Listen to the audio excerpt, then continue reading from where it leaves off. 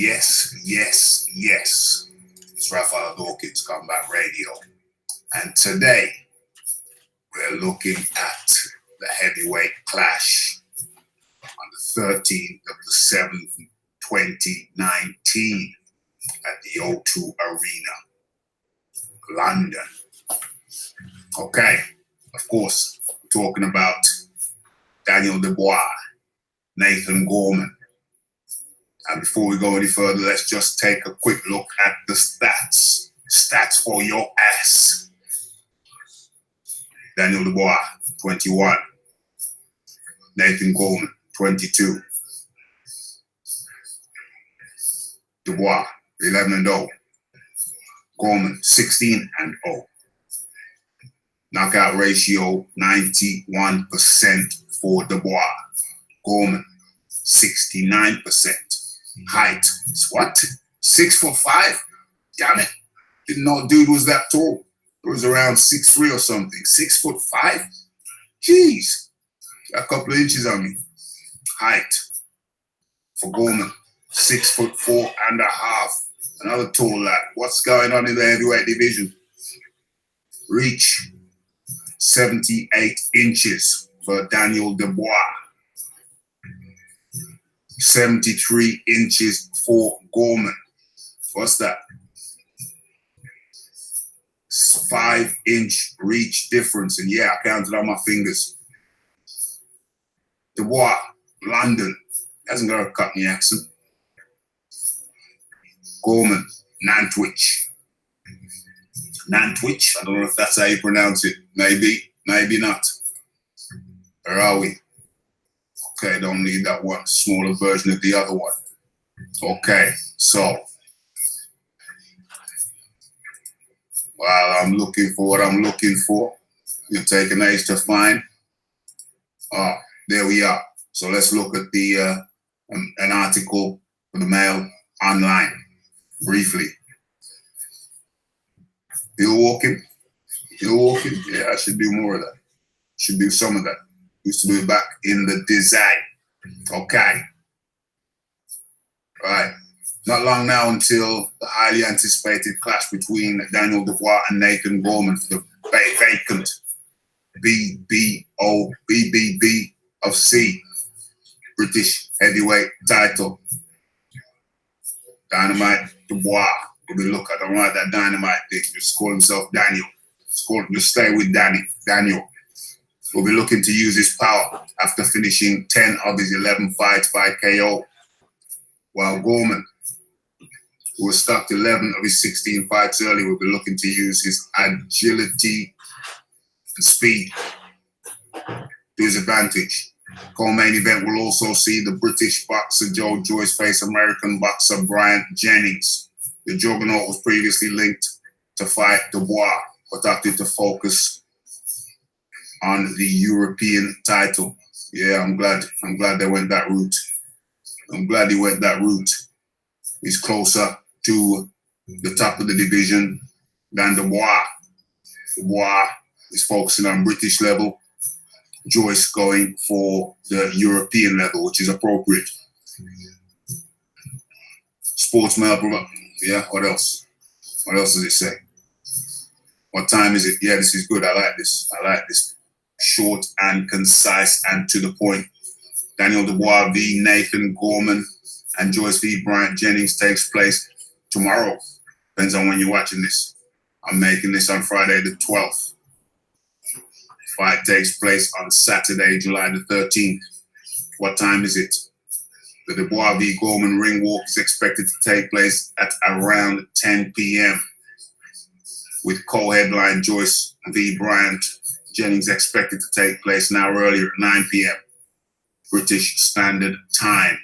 Now to watch it, UK viewers will be able to watch Daniel Dubois v. Nathan Gorman and the rest of the card on BT Sports 1 or BT Sport 4K with coverage beginning at 7:30 p.m. British Standard Time. American viewers will be able to watch Jennings take on Joyce and the rest on ESPN+. Location, The card will take place at the O2 Arena, London. Tickets are available now. Still available. Tickets for Dubois, Gorman, and Joyce Jennings start from £46 for the upper tier. Upper tier seats up to £227.75 for a floor seat. Okay. So that pretty much covers that. So I've done the stats for Dubois Gorman. Let's have a quick gander at the stats for Joe Joyce versus Brian Jennings. Okay, so what? They've got Joyce as UK, yeah? Brian Jennings, UK too? No, I think you mean USA. Unless he's been putting on a fake accent for the whole of his life, whole of his career. What? Brian Jennings, 21. Joyce, 33. Damn. Who wrote this? Who wrote this? I can't trust anything else on this profile card. Heavyweight, yes, that's correct. Stance, orthodox, yes, I think that's correct. 6'6" versus Joyce versus 6'3" for Jennings. Yeah, it looks around 6'3", maybe 6'2". Reach, 80 inches for Joyce, 84 inches for Brian Jennings. Okay. Do I believe any of this? Yeah, some of it. Don't know about the reach though. If so, that makes sense because yeah, he does have a good reach. Bouts 9, V24. Joyce 9, Jennings 24. Pro rounds 28, one for Joyce, 160 for Jennings. Damn, this season. Wins 9 for Joyce, 24 for Jennings. Wins by KO, 9 for Joyce, 14 for Jennings. Losses 0, losses 3 for Brian Jennings. Draw 0 for both. Last 3 fights. Okay, yeah, this seems right as well. Last 3 fights for Joyce is Alexander Ustinov, 3-round TKO. I enjoyed that one. Romain Stavern, 6-round TKO. Yeah, that was okay too. Joe Hanks, 1st round KO. Oscar for Jennings, that was for Joyce. Jennings, Oscar Rivas, last fight, 12-round TKO. Yep, that's correct. Saw that one. Alexander Dimitrenko, 9th round TKO. I think Ruiz, that was his fight before. Dimitrenko was his fight before the Joshua fight. I think Dimitrenko retired on his stool.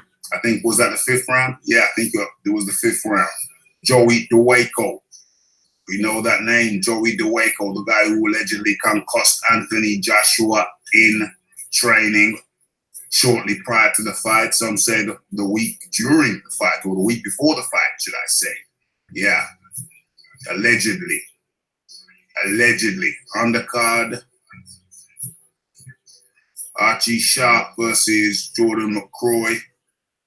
Liam Williams versus Kareem Anchor. Who else we got here?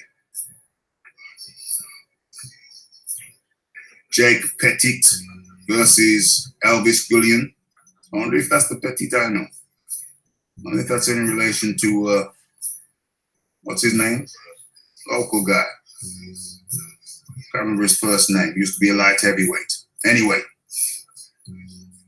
I think he had a P-E in his name at the end. E in his name at the end. So maybe not. So,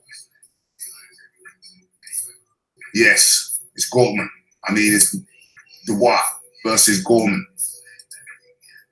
Available to watch on BT Sports in the UK, ESPN Plus, US of A.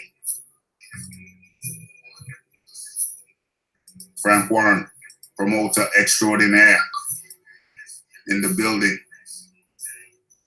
Of course, allegedly, Dubois dropped Joshua in training at one point back in the Dizzy, allegedly. I'm sure there are many people who get dropped in sparring. Is it true? Is it false? It's up to speculation. Gorman said he was there and he didn't see it. He didn't see Joshua on the ground, says Gorman. Didn't see Joshua get dropped. He was there, but he didn't see it, so it must have been really quick. Okay, that's them in situ. Nice little photo shoot. Of course, that's Latte. Or is it Richard Latte? He was allegedly, where is he from? I think Ghana. Ghana? Is he from Ghana? Allegedly 27, looked more like 47 in the face. Body was impeccable though. Obviously, clearly the guy does his training, but 27, no way in this world. No way in this world. Okay, we see Joyce and Jennings. Yeah, maybe a bit taller than I thought. Yeah, 6'3", they said. 6'3", 6'4.5". Yeah, it looks like an inch and a half there. Okay. I think the point is the O2 in the background, not them staring in each other's eyes. Awkward. Awkward. There's Joshua. Suffering the effects of a Joey DeWaco concussion. I wasn't there. I don't know. I don't know. Prior to his Ruiz fight, clearly. Stiff neck, maybe. Relaxing the neck muscles there. Not a good situation to be in just prior a heavyweight fight. Most unfortunate. Yeah, they're probably going to touch before the bout. Maybe. Can't guarantee it. Dubois with Big Frank on the pads. Who have you got for this fight? Who you got in the two fights? Dubois, Jennings. There's the O2 Arena. Used to be called the Millennium Arena. It was built to bring in the millennium, a new millennium. Where are we now? 2019. So it was built for what? 20,000, the 2,000. Went massively over on the building costs, of course.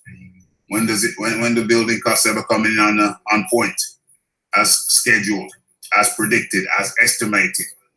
Never. Or is that chimney? Air in, air out, outlet pipe. Who's this? Oh, what's he doing up there? What's Dominic Brazil doing up there? Yeah, okay.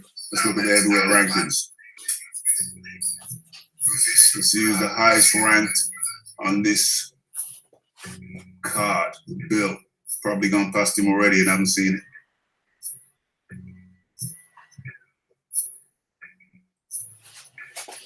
Where's Jennings ranked? Oh, I think it was 20-something. Brian Jennings, 26. Joe Joyce, 28. So if he beats Joyce, Jennings, sorry, boom, should leapfrog up maybe up to, certainly up to 26, maybe higher than that. Probably go up to 25 upwards.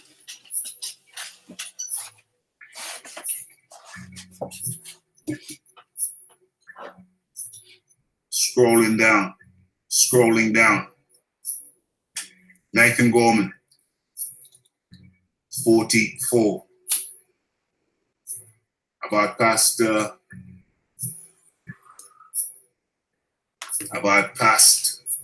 oh no, I haven't passed him. I think I've just seen Daniel Dubois, 55. So we've got all the rankings. Daniel Dubois ranked 55 in his 11th fight. Yes. It's Raphael Dawkins, Combat Radio. You know the voice. You know the man. You know the myth. Oh, shizzle, my nizzle. Shizzle, my... Hold on, what's going on here? What's going on? Okay, where are we? Can I hear myself? Can I hear you? What's wrong? Oh, I know. It's the music. Hold on. Hold tight. Hang tight. Hold tight and she not let go. Hold tight and she not let go. Hold tight and she not let go. World Titan, she nah let go. Where are we? What kind of music? What we going for today? Are we going for the? Yes, I think we are. I think we are. Let me be careful with these levels. Let me be careful with these levels. Let me be careful with these levels. All right, okay. You know, it's Saturday. You know, it's no face day. Because Saturday morning comes after Friday night. And Friday night, you know, it kind of gets a little bit late. And you know, the Raphie is not ready for FaceTime after only a few hours sleep. Okay. Feminine Angry Dwarf knows what's up. Feminine Angry Dwarf, is it true that I haven't seen you in here for a week or two? Have you been absent without leave, my friend? What's going on? I'm pretty sure I haven't seen you in here for a week or so. I thought you defected to a worse place. What's going on? I thought you defected to a worse place. What's going on? What's going on? You're a bad boy, Feminine Angry Dwarf. Where you been, my friend? Where you been? You know we miss people. We miss our regulars when we don't see them. Struggle on weeknights. You haven't done the set. I gotcha. I hear you there. Okay. Yeah. No defective. You still Hey. This is for my Saturday crew. This is for my Saturday crew. Yes. What's up, Nelly? In the building. You know, I think I'm gonna have to bring the Saturdays back because it's a different time frame. And yeah, I think I'm gonna have to bring the Saturday lunchtime show back. You know, I was fiddling around because I noticed the more live shows I do, the less people watch the videos. So I was fiddling around, but I don't know. I may have to bring the Saturday show back. I may have to bring it back. Nelly in the building. Feminine Angry Dwarf in the building. Raphael Dawkins come back. Oh, wait, that's me. Yeah, still in the building. The Watcher in the building.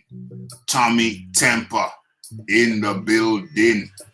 Red Glove Militant in the building. Who else we got? Yeah, that's the oh, Scotty. 1 2 1 2. Scotty in the building. Scotty 7, Scott 70.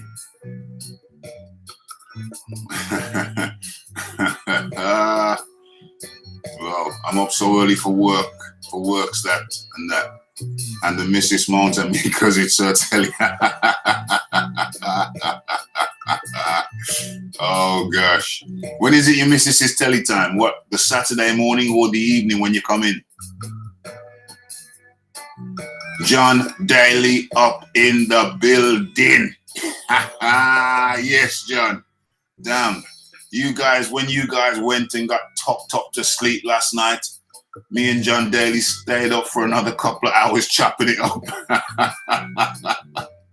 Stayed up for another couple of hours in a private chat, just chatting it up, man. Just breaking down things, you know, private conversation still. You know what I'm saying? Private conversation. But to be honest with you, John, after I thought about it, you know, we should have kept the tape rolling. We should have kept the tape rolling, John. Looking forward to the White versus Rivas fight next week, says Nelly. I think I'm definitely going to have to bring these Saturday lunchtime shows back because there's people in here who the evening shows aren't accessible to them. Kids have been running me.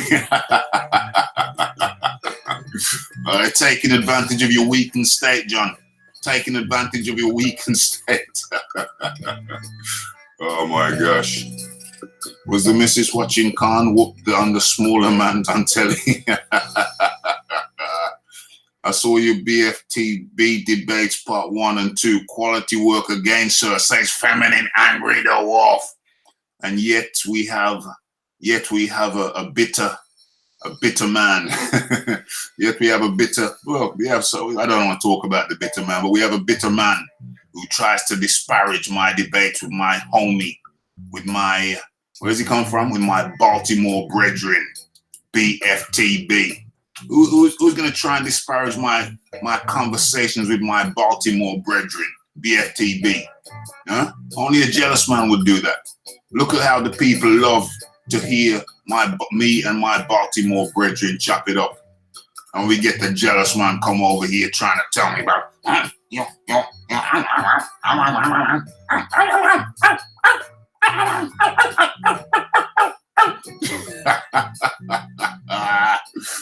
short it. Raphie Dawkins Combat Radio is here to stay. I don't care what no little fool wanna come and try and say. Yeah, I will chop it up with my people, near and far. Yeah. Is there anyone who has not watched last night's episode of Boxing Talk with Raphie? In the chat right now.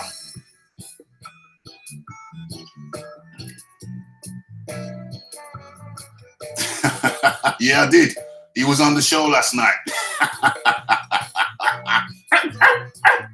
It's a little yapper.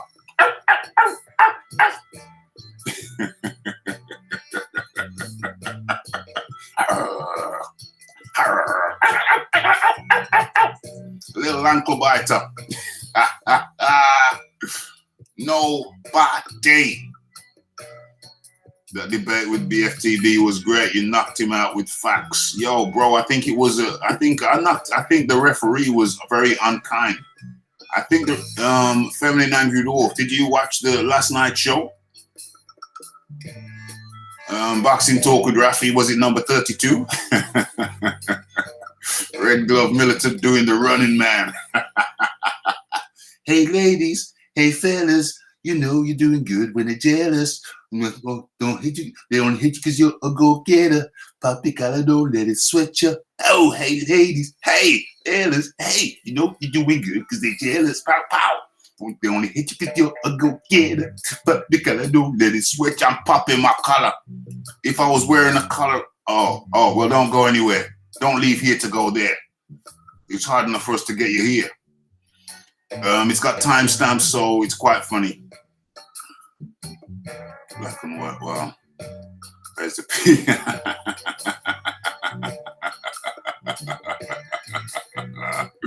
I'm over here on the big screen in black and white. I don't get a single word of that feminine, red glove militant breath. I know sometimes when I'm in the midst of something, I just look at things so logically. I can't see the nuances. I'm sure I'll get it like in about after the show's finished. You know what I'm saying? I'll look back. Oh, I've noticed that about myself. Sometimes.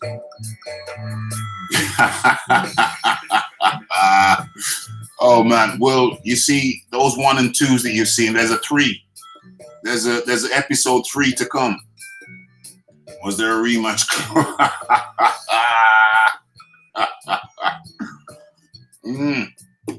Oh, shizzle, my nizzle, shankle, my uncle.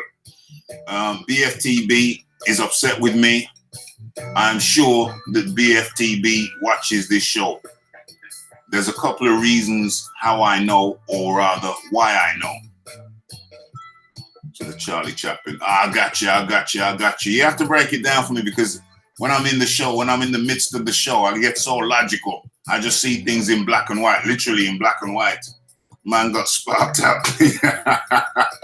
So what's going on with BF? First of all, I want to swear right now. It's against my policy, I know I got kids that watch this shit. Pardon, shizzle. And I got friends who got kids that watch this shizzle. So I really have a no swearing policy. But sometimes, you just get so amped. I just get so amped. The next man could try and tell me how, there's an LL Cool J line in a song from back in the day. And he goes, broke ass bitches ride my dick every day, talking about how I should drop my thing a different way. And, I'm not talking about money as such. It's just, but listen, listen, sometimes I feel like I just got Tourette's. You know, I go from one extreme to the other. I don't want to swear, and then the other times I just want to let out a stream of obscenities. I'm not going to do it because kids who watch this, my friends got kids who watch this. So that's why I always insist on keeping this clean. You know, when I say I got kids, my kids are big now, but there's kids, you know, there's kids in my family who watch this, you know, my extended family. And I know that this thing gets played in barbershops, yeah, which is fine, but there's kids in there. I got friends with garages. My shizzle gets played in there. There could be kids. So basically, that's why I try to keep it clean. This is the next, me personally, what I say over the mic, and what anybody says over the mic when they come on the show, that's why I try to keep things clean. But listen, to any fool, to any imbecile, and you know who you are, any little hater ass, rat ass hater, yeah, who thinks they're gonna tell me how to run my channel, you are a fool, yeah, fool. Yeah, you got a little niche market, well, stick to your little niche market. Trying to tell man how to run his shit. Trying to tell man how to run his shit. Are you a fool? Are you a buffoon? Telling me I shouldn't talk to, I shouldn't do this, shouldn't do, I do what the I please. Yeah? Let me make that clear. I do what the I please. Look at in title. It says Raphie Dawkins Comeback Radio. Yeah? Raphie Dawkins Comeback Radio. And for some rat-ass punk that thinks they're gonna come and try and tell me how I should broadcast right my every day, talking about how I should have dropped my thing a different way. Yeah? Go check LL Cool J. Go talk to LL. He told you. He told you back in the Dizzy. Yeah? Listen to the words. Broadcast right my every day, talking about how I should have dropped my a different way. Yeah? You gonna listen to LL Cool J, he'll tell you, he'll school you, he'll put you straight. What's mine is mine and what's yours is yours. You keep your nose out of what's mine.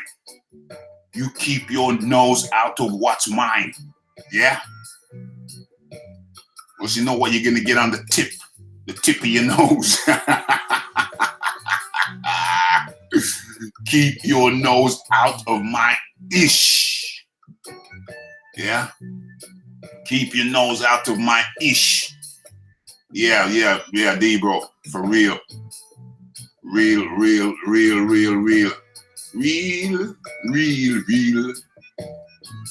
Yeah, 100%. Okay. So, let me go into the chat. Let me talk to my people. My people.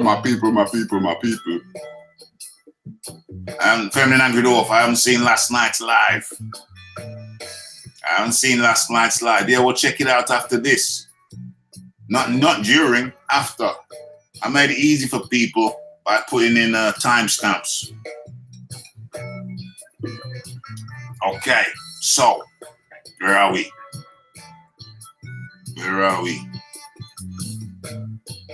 I hear some fool singing out my window. What's going on? What is that?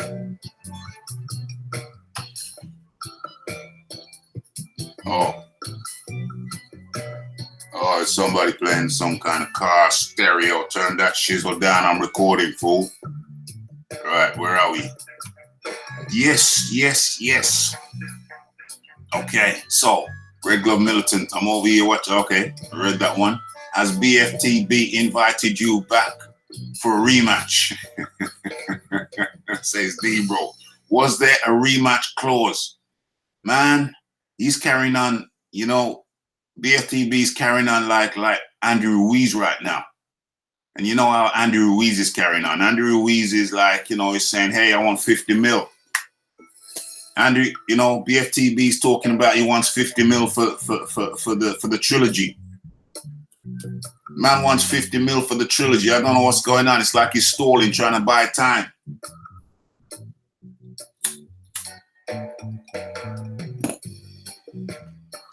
BFTB is trying to tell me that he wants to rematch in Mexico. Wants to rematch in Mexico. What's going on? D-Bro said man got sparked out clean. Yeah, that's right. Red Glove Militant. When the movies didn't talk, you had to read. I got you. And if you don't mind watching movies while you have to read, anyway, I'm not going to change the topic because people go on tangents when I change the topic. Okay, I'll stay on this. Scott 70, was there part of testing in place for the debate? Yo, I said load up, bro. I let man load up on the GW. Man was on GW 15, 16. He was on the EPO, and I'm sure there was some. What do you call it? Some human growth hormone thrown in. I'm sure there was. That was from Scott 70. Nelly.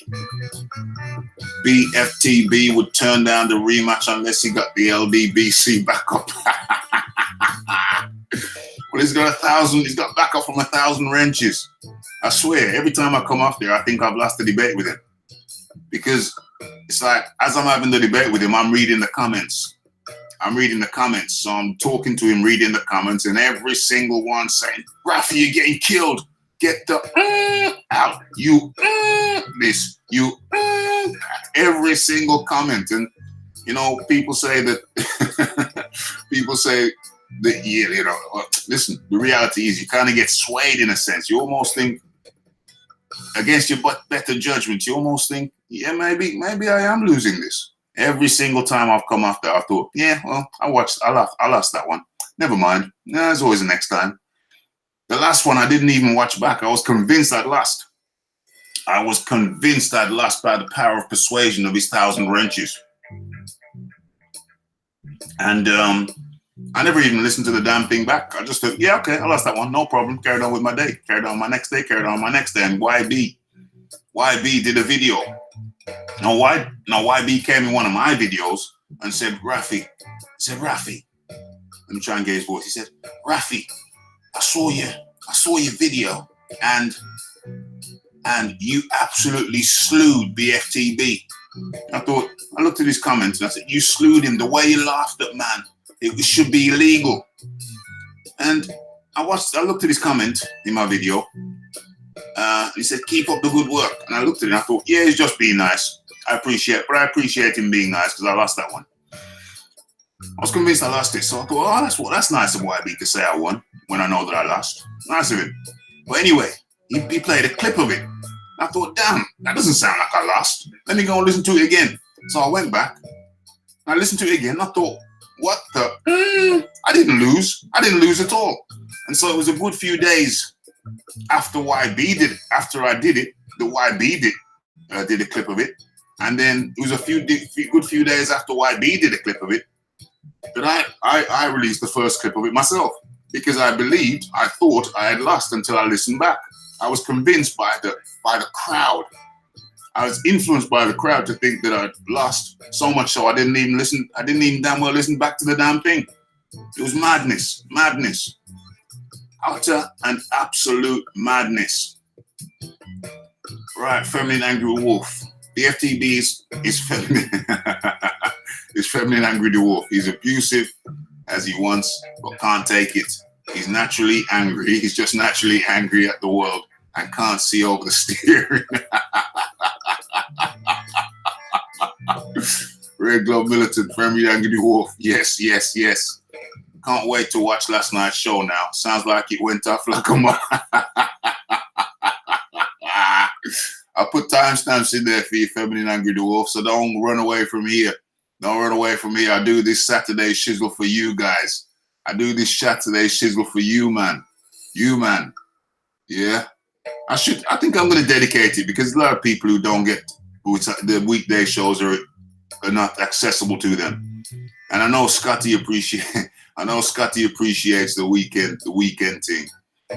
Feminine angry dwarf appreciates the weekend thing. Who else? Maybe Red Glove Militant. I don't think Red Glove Militant sleeps. Red Glove Militant is always at what do you call that? What do you call that? What do you call that thing? What do you call that thing on a tank? What do you call that thing on a tank where you know you put your missiles in? The long thing where the missiles come out. It's always at the anyway, whatever you call that thing on a tank or a ship, a battleship. You know, where you release the missiles, whatever that's called. Feminine angry dwarf. No, regular militant is always there or thereabouts. He's always there or thereabouts. Can't fault him. Cannot fault the guy. Cannot fault the guy. The FTV chat is full of sheep. Full of sheep. Full of sheep. It earn with Hearn. What's up, my brethren? What is up, my brethren? Yes, Earn with Hearn. I don't know if you checked out last night's show, but it was an interesting one, my friend. After this, go check out that. Yeah? After this, go check out that. It was most interesting, to say the least. Don't do it now, though. It's got timestamp, so I made it easy for you. Later on, not now. Anyone who actually thinks for themselves gets timed out, aka anyone who would say you will make it. Yeah, 100%. All the people, and of course I'm not following that closely, and I'm not gonna go and click on the deleted comments to know. But yeah, they get time out. So all it is a haze, is a shizzle storm. You know, anti-Raphael Dawkins Combat Radio. But I know the BFTV comes over here, man. He comes over here, no doubt about it. I know he does. Love these Saturday shows. Yeah, man, I'm gonna have to bring it back for you, man. Seriously. D-Bro, BFTB calls everyone who disagrees with him.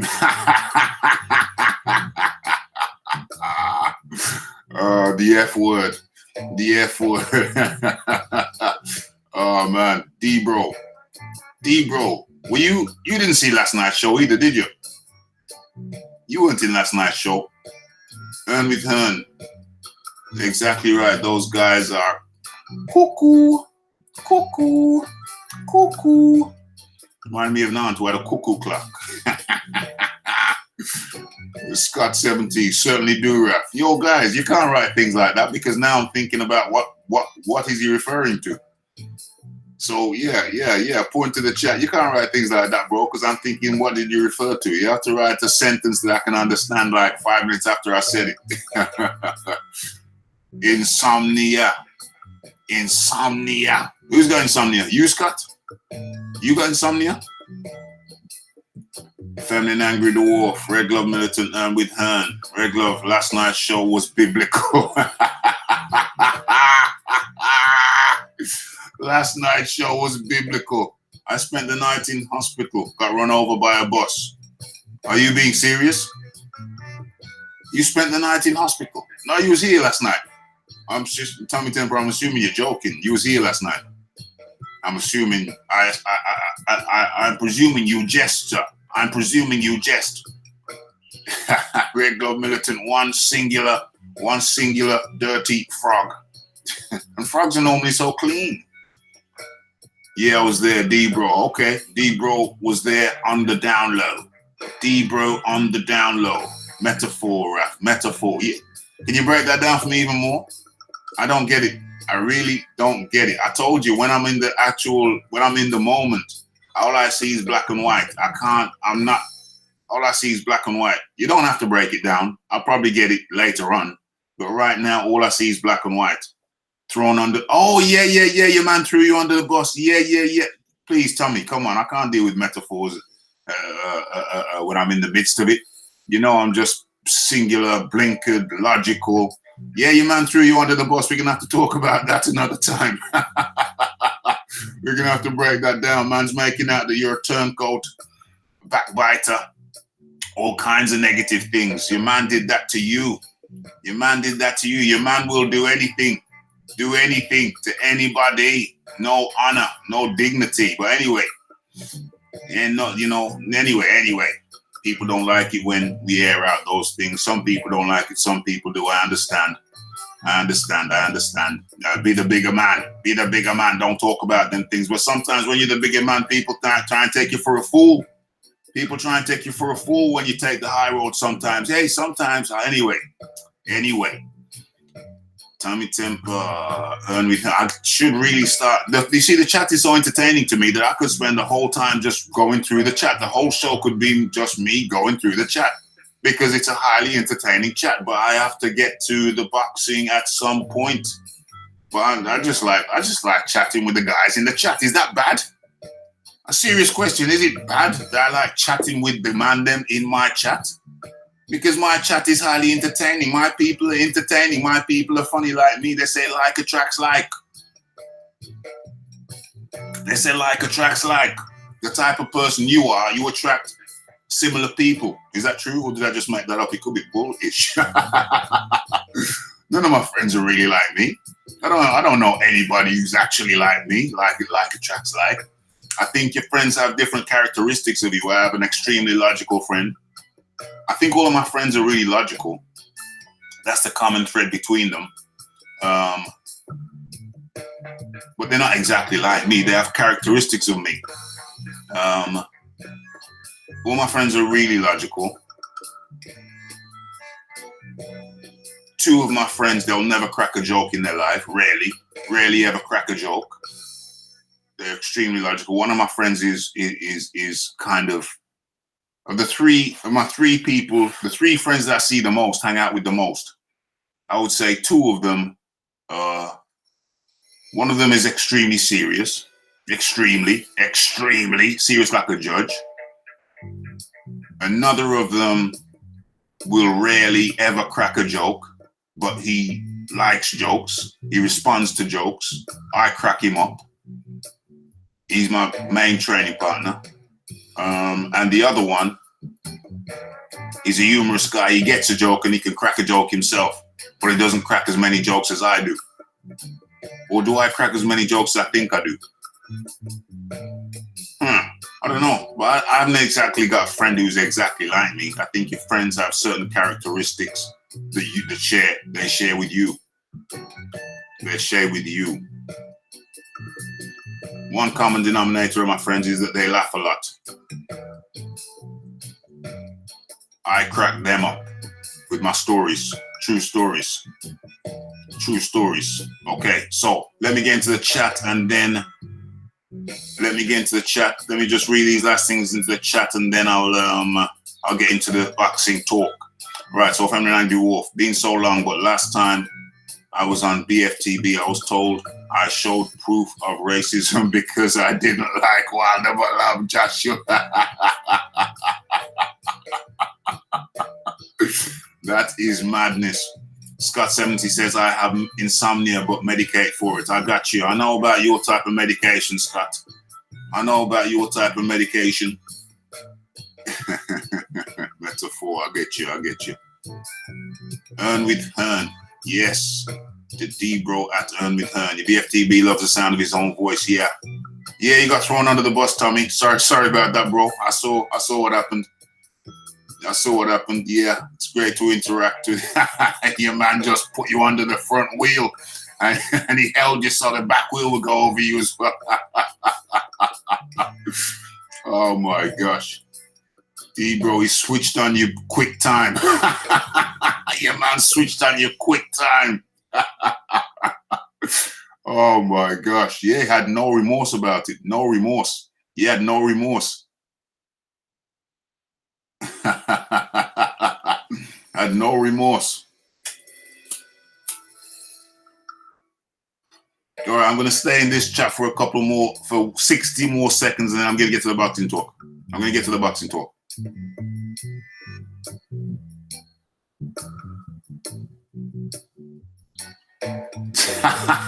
Red Glove Militant. I was the guy with my cell phone videoing the bus running over Tommy Temper as I did nothing to help the matter. Not only were you the guy, Red Glove Militant, who held the cell phone videoing Tommy, but you also did it vertically. You did it vertically. You know, mans go out there and buy expensive widescreen TVs, and And you, man, are filming vertically still. You're filming vertically still.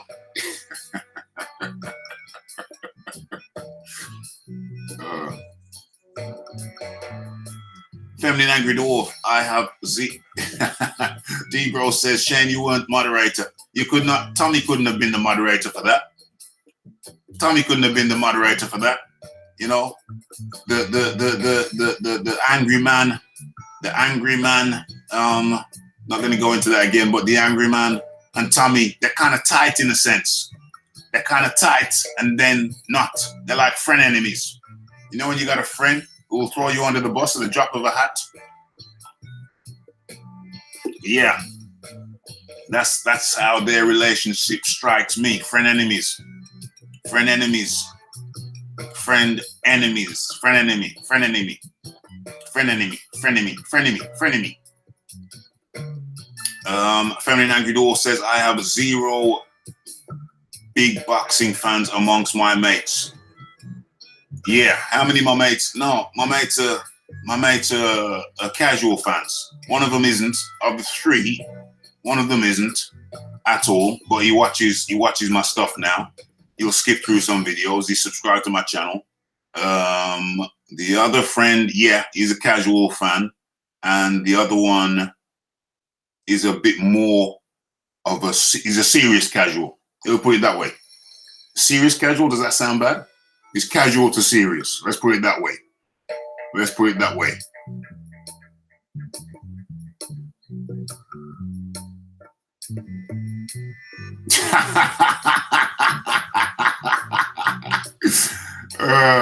Regular Militant says, if Tommy was the moderator, I'm sure this is how it would have played out. Raph, we seem to have lost Tommy temper. Tommy, Tommy, are you going to step in, Tommy? Tommy, you didn't talk to me like that, Tommy.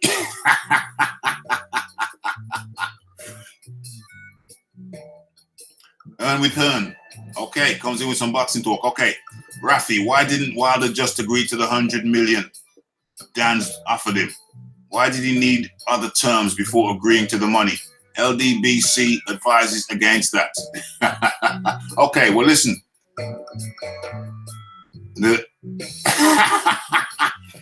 Tommy Temper says, my back is broken. Spinal. Okay, so we got boxing talk. We got boxing talk from with her. Okay, right. So let me kill the music. It's distracting me for a second. Sometimes I need to kill the music. Sometimes it overwhelms me. There's things going on in my brain, and I just want to like, boom, shut up, music. I'll bring it back in a second. Okay, so the last time, the third episode of my last visit, the third episode of the third encounter. So we put it that way. No. Yeah, no, forget that. I've been on there after that. I think BFTB got so bruised up. I'm not just saying this. I'm not exalting myself. Trust me, I'm not exalting myself. But I think he got so bruised up in that third episode, the series, because there's been episode 1, episode 2, and there's episode 3 to come. Right. I think he got so bruised up because I was really mellow that day. And he might have felt at certain points he was close to catching me. And then I just whip out a left hook I'm right-handed. And I just whip out a left hook to the jaw out of nowhere. And he would have felt that he was doing so very well. And then boom, next thing he knows, he's got his shizzle all twisted up like noodles. His shizzle is twisted like noodles. I know he got so bruised up and so banged up in that third encounter that I know he's pissed with me. I know for a fact. So I sensed it. He's pissed. He's hurt. He's physically hurt. So I went back. Not going to tell you when, because that's going to be another video. And I went back, and that guy, he sent the link. Fine. He sent the link after I requested it. And I only wanted to go on for some nice chat. I was going to be nice to him because I know he's been banged up. He's been taking L's. I don't want it to get to the stage that it got to with Ness when I was on the Boxing Voice. I don't want it to get to that stage because Ness got twisted up so many times that in the end, I'm sure he was having irritable bowel syndrome. He was going to bed and he was getting so nervous about me seeing me the next day. Ness, same thing with him. Sometimes he'd be doing well against me. I'd just be working off the jab, kind of just stepping back to the side, just working off the jab. No real anger. And then, you know, I'm right-handed, but I whip the left in to the body, to the liver. Whip a left liver shot in from out of nowhere. And the man who thought he was doing so well would just crumble, just twist up and crumble to his knee, take a knee and like, holding his side. I've got a bad feeling that my relationship with BFTB is heading towards the nest thing. So I went on there. I left it for a while, went on there again the other night, and they were talking about some heavyweight boxing matchups, which was quite interesting. They said, how would Ortiz do against Fury? And to be honest with you, we get so caught up with the Wilder Joshua thing that we forget to look and chop up the heavyweight division as a whole and say, well, how would this guy do with that guy? How would that guy? And because we know it's so political now, we don't even bother doing matchups because we know, okay, this guy was with that guy. This guy's now Heyman guy. This guy's a top rank guy. Oh, it's not going to work. It's not going to happen. This guy's an Earn with Hearn guy. Earn with Hearn. But it was so, I'd never even thought about Fury versus Ortiz. Well, if I had, it wasn't for long. And I started visualizing the fight. It got fascinating to me. So I thought, you know what? Send me the link. Let's chop it up nicely. Because, you know, BFTB's got no horse in that race, or so I thought. But of course, you know, I didn't think properly because Ortiz is an Al Heyman guy. He's like an Al Heyman, you know, he's like an Al Heyman stable boy. So you don't think of him as an Al Heyman guy because he's more like one of Al Heyman's stable guys. You just call him out. With his pitchfork and his straw cap and his torn up shirt, and he's kind of what do you call that material? His crocus bag, whatever you call that material, for trousers held up by some string. He just calls Ortiz around from the back every now and then when he needs him with his pitchfork and his straw hat. So I never really thought of Ortiz as a Wilder guy in that moment. So I went on thinking, yeah, man, we're gonna have a nice talk, and then I'm gonna put BFTB at ease. So next time we talk, I can give him them liver shots and them left hooks to the jaw, you know. So anyway, I get on there, and the man goes immediately on the offensive. He was talking nice and chill to his American brethren. The UK man comes in and he goes on the offensive. I said to him, what I was thinking, you know me, it's like catchphrase. Life is like catchphrase sometimes. You call it like you see it. Say what you see. Yeah, for any of our American brethren or Australian brethren who don't know what I'm talking about when I say catchphrase. Catchphrase was a TV show, probably still exists, when I was a kid. And there'd be a big screen. You'd have two contestants or more. I think it was two.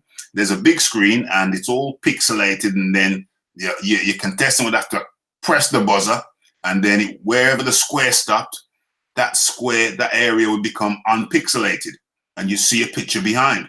And then the next contestant has to go press the button, and then another square kind of moves away, so you can see little bits of the picture behind. And the thing with catchphrase is you had to just say what you had to use the exact term, say what you see. Say what you see.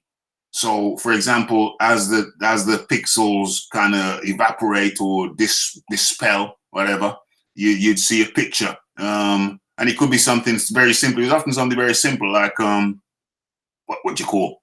Yeah, like a man stepping on something, and then you think, what is that? Yeah, it's like crushed grape, or stepping on a grape, or slip on a banana skin. That's it, yeah. You see a shoe on a banana skin, slipping on a banana skin. Yeah, boom, you win. So I think in life sometimes you just got to play catchphrase. What am I seeing in front of me? Call it like you see it. It's catchphrase.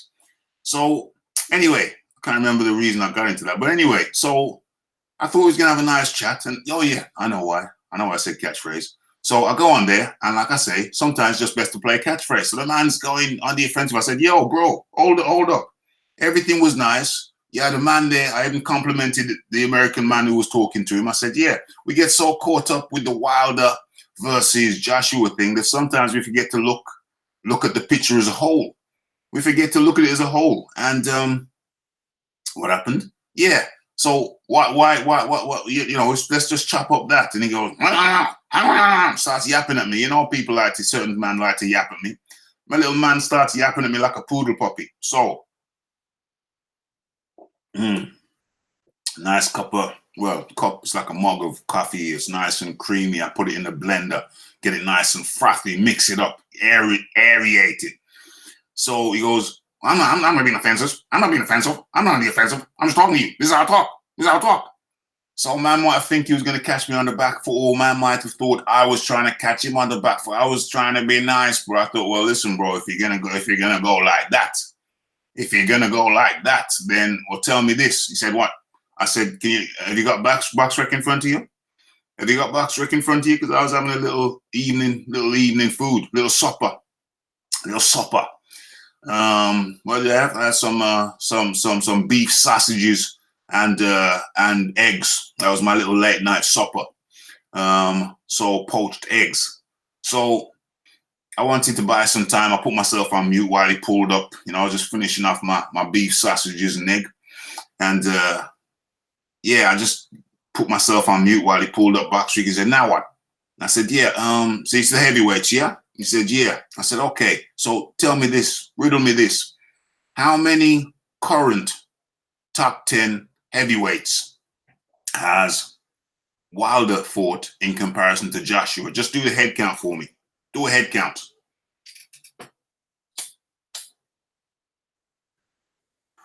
So he deliberately mishears what I say. I think it's deliberately, and he starts counting up, you know, the Duapas.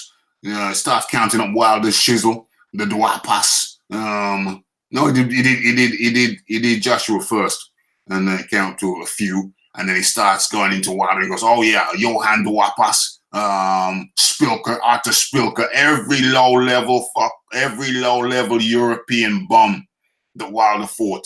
He was counting them as a top 10. When we knew in real life, there were never. Me and John Dealey are going to chop this up on the next show. Never, probably next Friday. Never. We know those guys never were really, truly top 10 guys. So I said, hold on. I said, count up the current top 10 guys. How many current guys in the current top 10 has Wilder beat versus Joshua? Count them up. Man mutes me and says, no, that is not what you said. We're gonna talk about all the top 10s that they beat. We're not gonna talk about the current ones. Puts me on mute. He says, you know what you can do? You know what you can do? You can call back in, and when you're ready to talk about all of the top 10s, then you can come back in. And I'm just sitting there because I'm eating my food now, so you do me a favor while he's got me on mute. And I know I ain't gonna call back in. It's not that serious for me to call back in. You know what I'm saying? So I said, he either unmutes me or that's that. So then he thinks about it, because now he's ducking me. Man is straight up shook and ducking me, which is sad. I don't want him to be shook. I want him to welcome me every time. Don't want him to be shook with me. So then he comes back and goes, okay, I'll let you in. I'll let you back in. But make sure you're talking about all of the top 10. So I come back and I said, Joshua's fought 4 current, and it cuts me off. And Wilder's only fought 2, cuts me off. So, Marlo's long and the short of it is that man is kind of shook, and it's a shame. I don't want him to be shook with me. Because now he's hitting the mute. And remember, that's what Ness used to do. That's what Ness used to do when he was shook, hitting the mute button on man. Do you know what I'm saying? Hitting the mute button on man. When we're talking about it, it's like if a man goes off topic, I can understand hitting the mute button. But when you're talking about the same damn thing, why are you hitting the mute button? So, yeah, it's not good. I need to give him some time, let him relax, let him lose the shook feeling. But I am pretty damn sure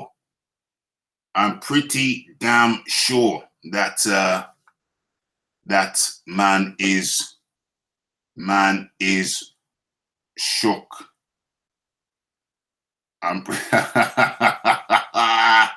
Okay, I'm getting some intel. I'm getting some intel which I can't check out now. With so much drama in the YTBC, it's kind of hard being under somehow, some way. Yeah, I'm getting some private messages which I cannot check now, but it seems like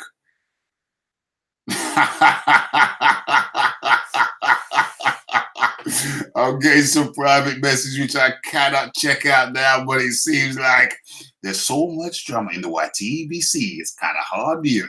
I can't wait to check out these messages, man, because it seems like man are losing their, man are filling their nappies. Man are filling their nappies. So I can't resist the chat, man. I can't resist the chat. So I can't resist the chat. Got to go back into the chat. I haven't interacted with the chat for a good 10 minutes. What's going on? What's going on?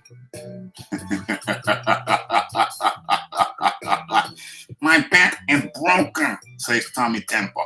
Your back's broken? Yeah, spinal. Man tried to break Tommy Temper's back. I'm getting some juicy private messages, but I can't wait to check them out. But I can't wait to check them out. I'll check them out after the show. After the show. Tommy Temper don't get the love he did. Tommy Temper, you know, the thing with Tommy Temper is that I think Tommy Temper is like looking for love in all the wrong places, looking for love in too many faces, looking for love.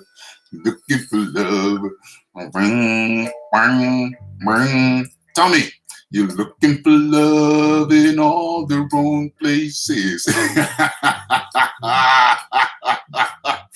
Tommy, you got to be more discerning, my friend. You got to be more discerning. Never trust a man who says he's unbiased. I'm not going to go back into the biased, unbiased thing. But there's no such thing as maybe on a computer, maybe on a machine. Yeah, maybe on a scale. Yeah, the only thing that's unbiased is a scale. Yeah, a scale when it starts, before a weight is put on it, is perfectly neutral. It's not 1 degree plus and it's not 1 degree minus. You see, I'm giving you some physics talk now. Where else can you go for scientific talk? In the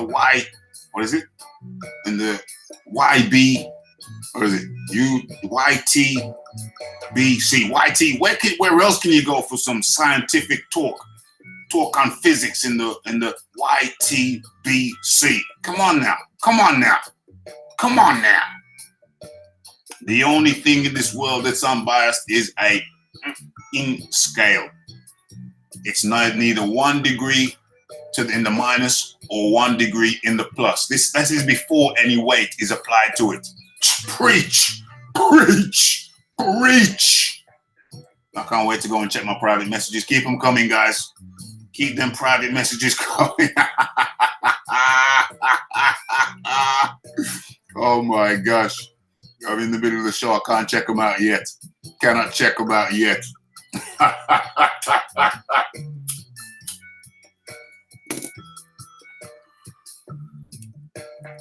I broke my back. Spinal.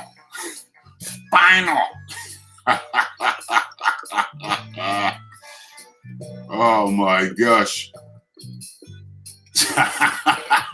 Red Glove Militant. I made sure to film vertically but in 4K.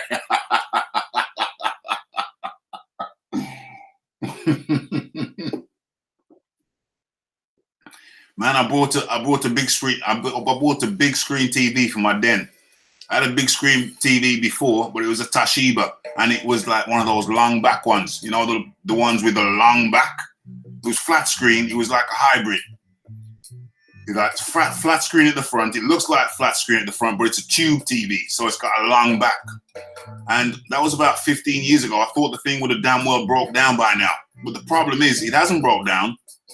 and it still shows a perfect picture. And I was waiting for the damn thing to die so that I could buy a true flat screen. That's a flat screen with no back. But my previous flat screen was a flat screen with a big fat ass round the back. Now, you know me, I'm not really a fat ass man. I like tidy. I like tidy, you know, tidy. Still ass on my TV. I still like my TV to have a bit of ass, but just a bit of ass. Nice and pert ass. But my old one, it had a massive ass. So it was jutting out of my den too much. So anyway, I brought a proper flat screen, flat at the front and flat at the back, as a space saver thing, and put it in my den where I record from. But the thing is, what was I going to say about the flat screen? I don't turn the damn thing on. If I'm sitting in front of a screen, it's my computer screen, because I've got a big ass computer screen anyway, and I don't watch TV. And everything I need to watch, I can watch on my computer. So I think I've had the thing for about a month, and I've turned it on like about 3 times. It's ridiculous. Why did I buy it? But anyway, it don't matter, because my big ass flat screen TV back in the day cost £1,500. Now, my flat screen TV costs about 250, 300 £300. 250 to 300, I think I paid. 299. Yeah, it's around 299. I don't use it. I have no purpose for it. I guess I can stream things over to it eventually when I read the instructions. Yeah, but it's in my den. I don't use it. It's just sitting there. Whatever. I just don't watch TV. 4K. That's the 4K thing. 1080p. 1080p for peasants. Oh my gosh. Right, time for the entree. Yeah. Dubois Gorman. What's on my list? Let me check out my list. We've done the entree. Dubois Gorman. Anyway, who wants a link? So we can chat this up live? Jeez, look at how much chat we've had. Those bus wheels are big.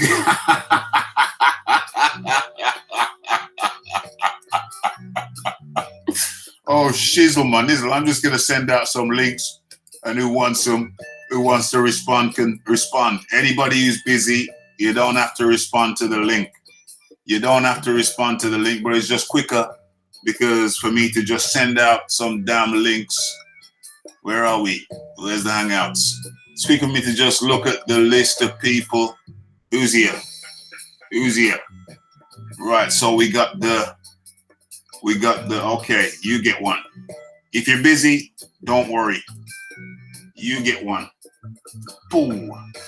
Who else gets one? I know John Dealey's busy, so he can't respond to it. But I'm going to send one anyway, just in case. Boom. Who else am I going to send one to? I don't know if Tommy Temper's ready to speak. His back is broke.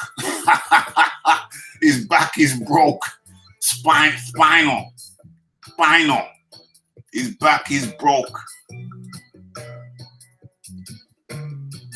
His back is broke. Who else am I sending one to?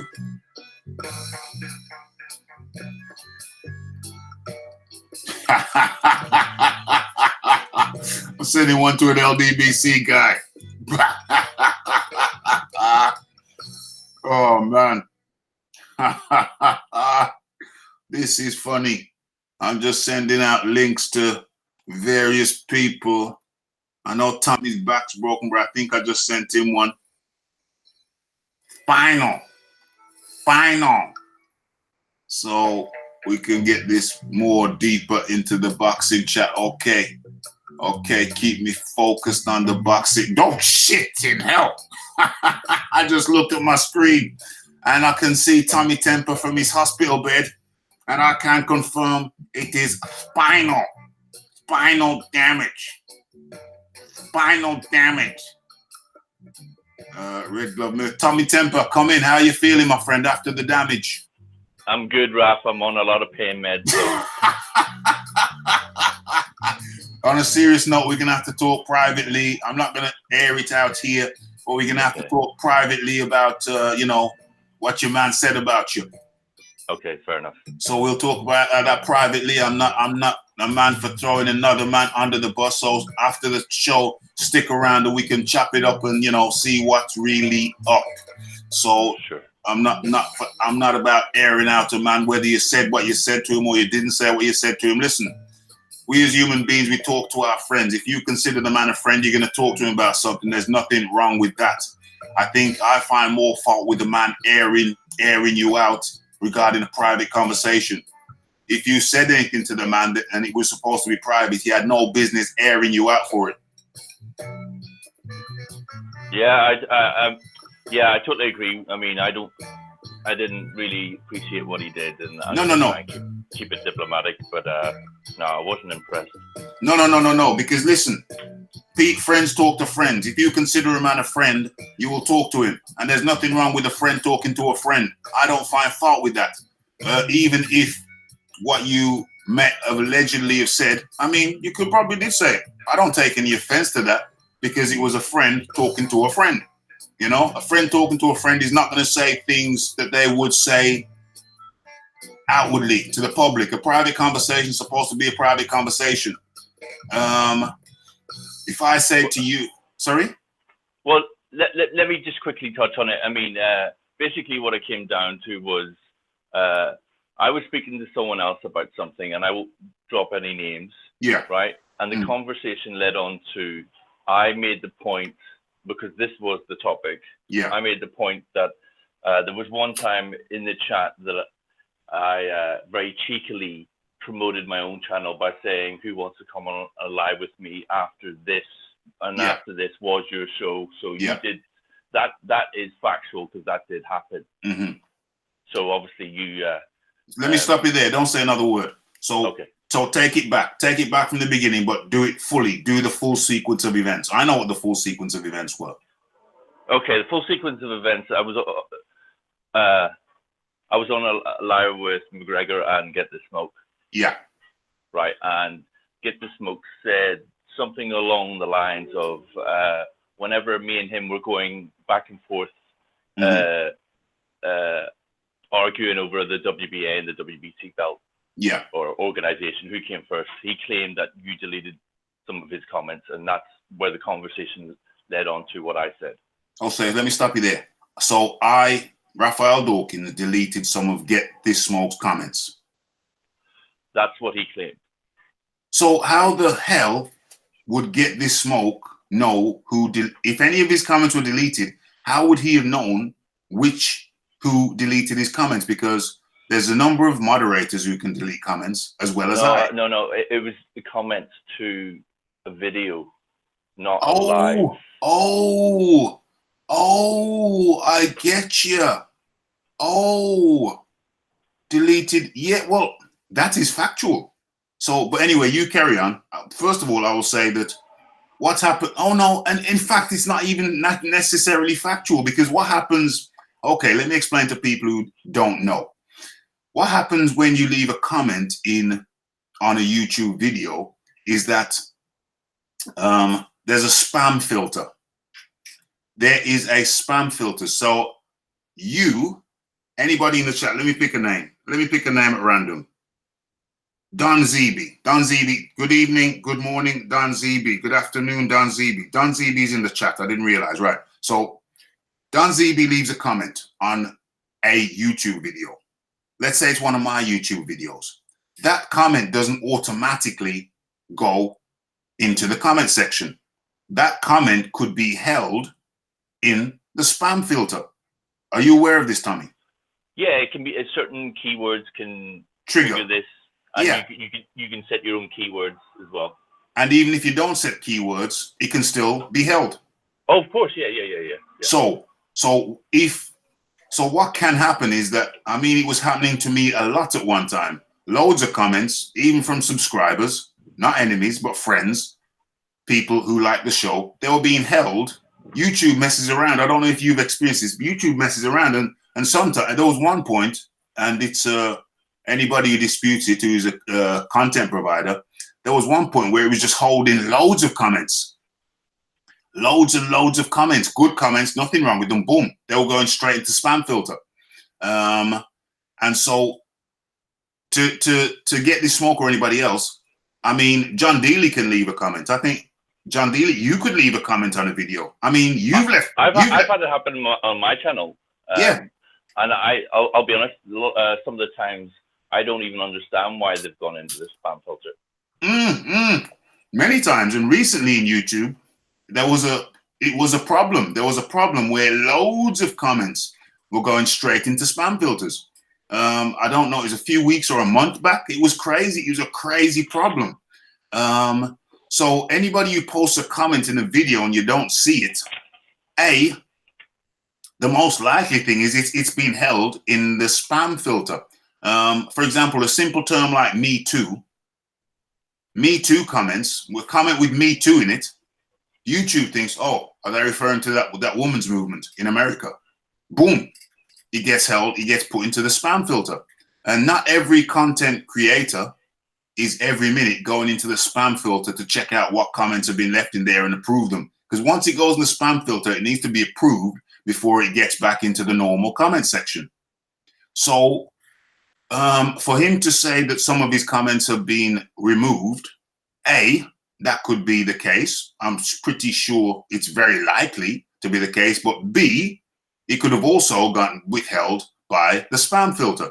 And I think in his case, it is very likely that a combination of the two have occurred. So that's the answer to that question. And then, so you've answered that bit. So I've answered that bit. Yeah, one, it could have been removed, and rightly so. If we as content providers think that a comment is rude, aggressive, or inappropriate, we have the right to remove it. So it doesn't mean that his comment was good and he got removed.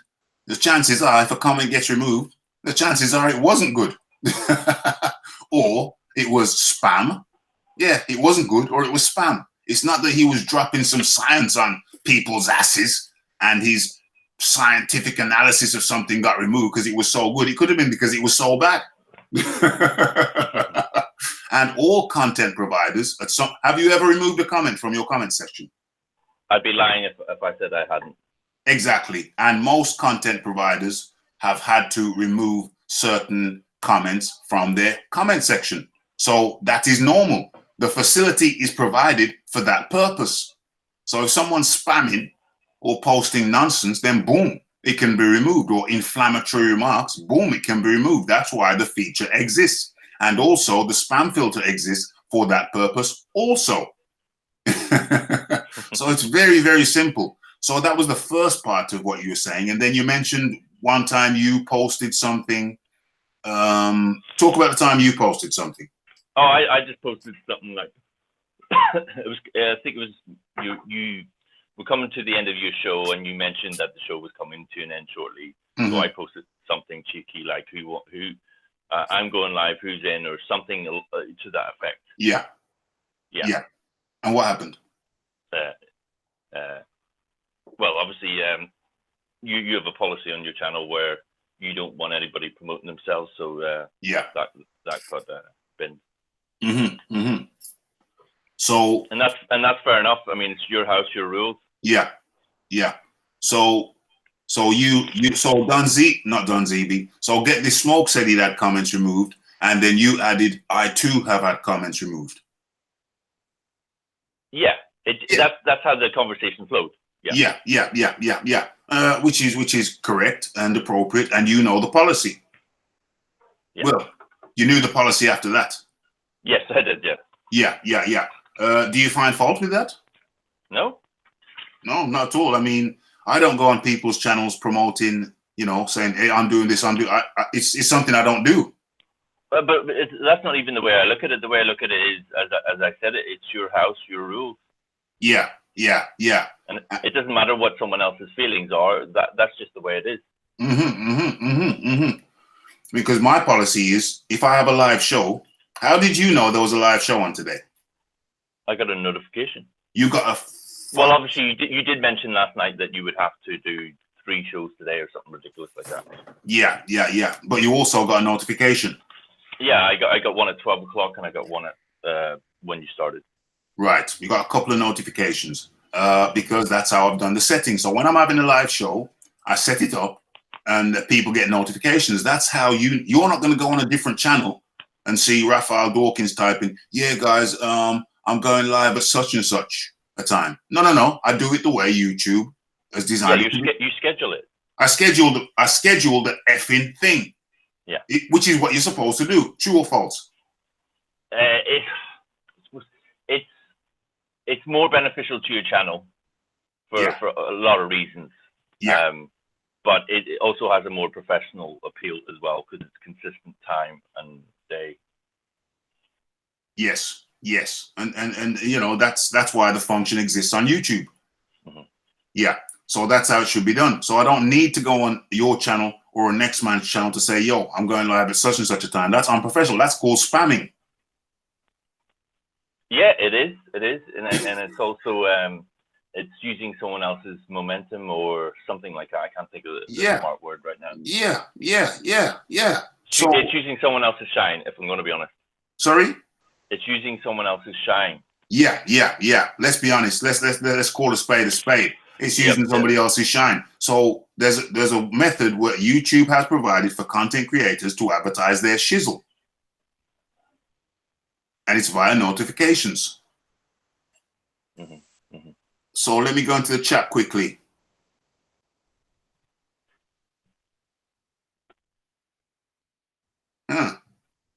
John Dealey just come out with something I didn't know. Well, I knew about AJ, but I didn't know about Dillian White. Dillian? Really? Tommy, on a side note, did you know that both AJ and Dillian have one Irish grandparent? I knew AJ did. I didn't know about Dillian. No, I didn't know either. Damn.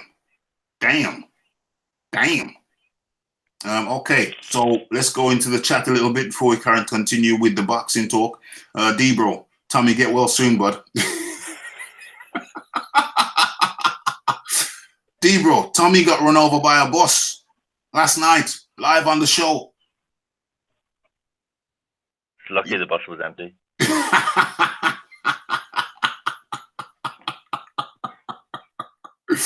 Oh, shizzle. Feminine Angry Dwarf says, hospitals got good Wi-Fi these days.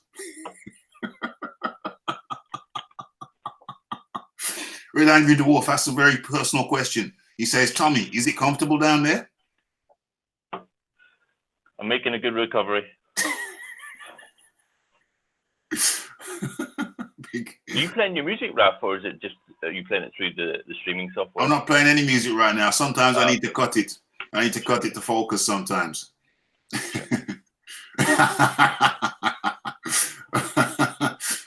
John Dealey says Big and Pert is the best. John Dealey, we have to disagree. 10% in my brain on my damn phone. Tommy, Johnny, we have to disagree. I like Pert, just plain Pert. I think you know what we're talking about, Tommy. I like Pert, just Pert and like 100 meter runner Pert or 200 meter runner Pert. I just like Pert. I don't like it big and Pert. I don't need it to be big because I think in the future, I look at the future. I say big is going to get bigger. If you start off nice and Pert in the first place and it gets bigger, then that's cool. But Pert is good for me. Just a nice handful. But, you know, I got big hands, bro. So, you know, that could be big for another man. You understand? Don ZB says, Ralph, those are called plasma TVs. Is that true? Is a flat screen with a flat ass called a plasma TV, Tommy? Could it not be called something else?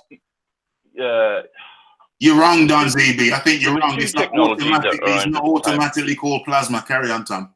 No, a plasma is just a type of TV. The other type that was running around at the time, I can't remember. Oh, LCD? LCD, yeah. It's not automatically plasma. But what? Did But plasma? I don't know what technology they're using today. It all depends on what TV you buy. I mean, you got these OLED or OED screens. Yeah. It's not automatically plasma, is what we're saying, Don ZB. It's not automatic. That's old. Don ZB, you're on the old technology, bro. You're on the old technology. Plasma could be what LDBC guys have. Plasma is probably last century. Yo, you LDBC guys need to step your game up. You're still on plasma. Don ZB, are you telling me you're still on plasma? The technology's moved on, my friend. The technology's moved on. John Dealey says, Tommy, you're a survivor. Final. Yeah, so I'm glad Tommy actually cleared that up on air. Cleared that up on air what another man said. One of these so-called friends said, YouTube friend enemy. Anyway, we're not going to go into that. So I stepped away for 1 minute. What's all this about big pert and handful? We're talking about the rear of my flat screen TV. You know, some people like the flat screen TV to have a big rear. Some people like them to be absolutely flat back. I'm in the middle. I don't want flat back. I don't want a big rear. I just want a nice handful for my female TV. You know, I just like my female TV to have a nice handful around the back. But like I said, I got big hands. So, you know, where's LDBC struggle with dance? LDBC struggle with dance. It's probably because they're on dial-up.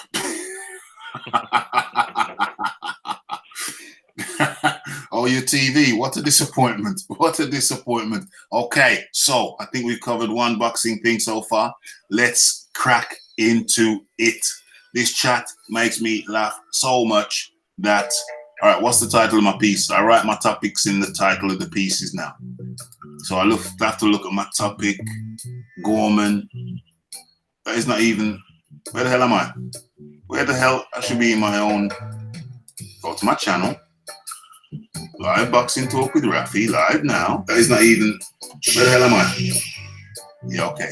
Live now, okay, right. So where's the title? Right. Dubois Gorman. Yeah. Dubois Gorman. Yeah, let's I don't think we chop that up. Let's chop up Dubois Gorman. Well, actually, let me go and put my phone on charge.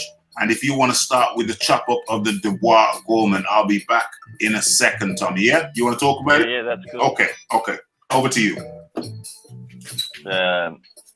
I watched a couple of videos of Dubois, not Dubois, Nathan Gorman actually a couple of days ago. And I'm starting to think I've been underrating him because he's got very, very nice movement, footwork, and his combinations when he's in close are very nice, tight, and he's defensively sound most of the time. So for me, I'm thinking if Gorman's going to win, he's going to win smart. But if Dubois is going to win, he's better off getting him out of there quick. Because if that fight goes long, I see Gorman winning that one. Maybe even by a stoppage. But otherwise, it's going to point. But it's I don't know. I mean, I'm quite surprised they're even making this fight now because shocking. Apart from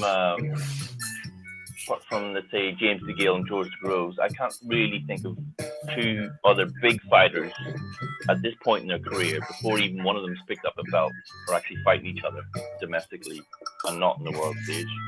Shocking, absolutely shocking. Red Glove Militant, come in, my friend. Yes. How you doing, Ralph? I'm very good, my friend. I'm very good. Good to have you on the show. You're like one of them. I'm hoping you're feeling better. You know? Well, I felt good. I felt good last night. It's like, listen, you know you've made it when people start coming at you. Well, I was saying I hope Tommy feels better. Tommy. You always seem to be in good spirits, Raph. But Tommy, You know, he had a little accident. I mean, But I'm not don't, gonna lie. I mean, when I was watching the show last night, my blood pressure was probably higher than Louis Ortiz. I was just glad to be there to record it and upload it to the internet. Oh, really? I remember you just trolling the shit out of me in the chat. You and Buzzclutch, you went ham on me. Oh yeah, I'm not even gonna go into the new nickname we came up with. Oh yeah. I wasn't impressed. Was the new nickname Tommy the Wanker? Tommy Wanker.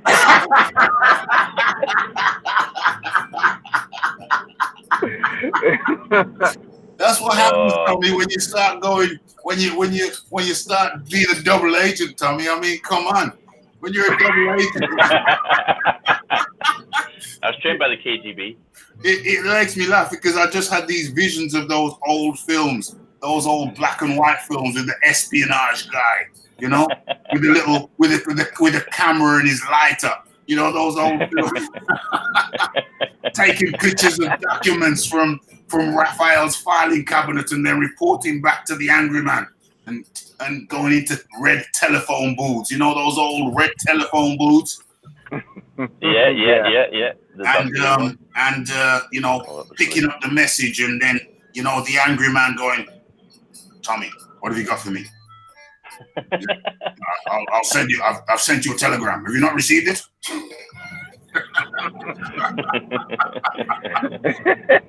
I love those films, man. I love those films. And to be honest, you know, Tommy's got his fingers in so many pies that all he has to do is just, if he starts talking, he's going to be spilling the beans from one area to the next area automatically, not even deliberately.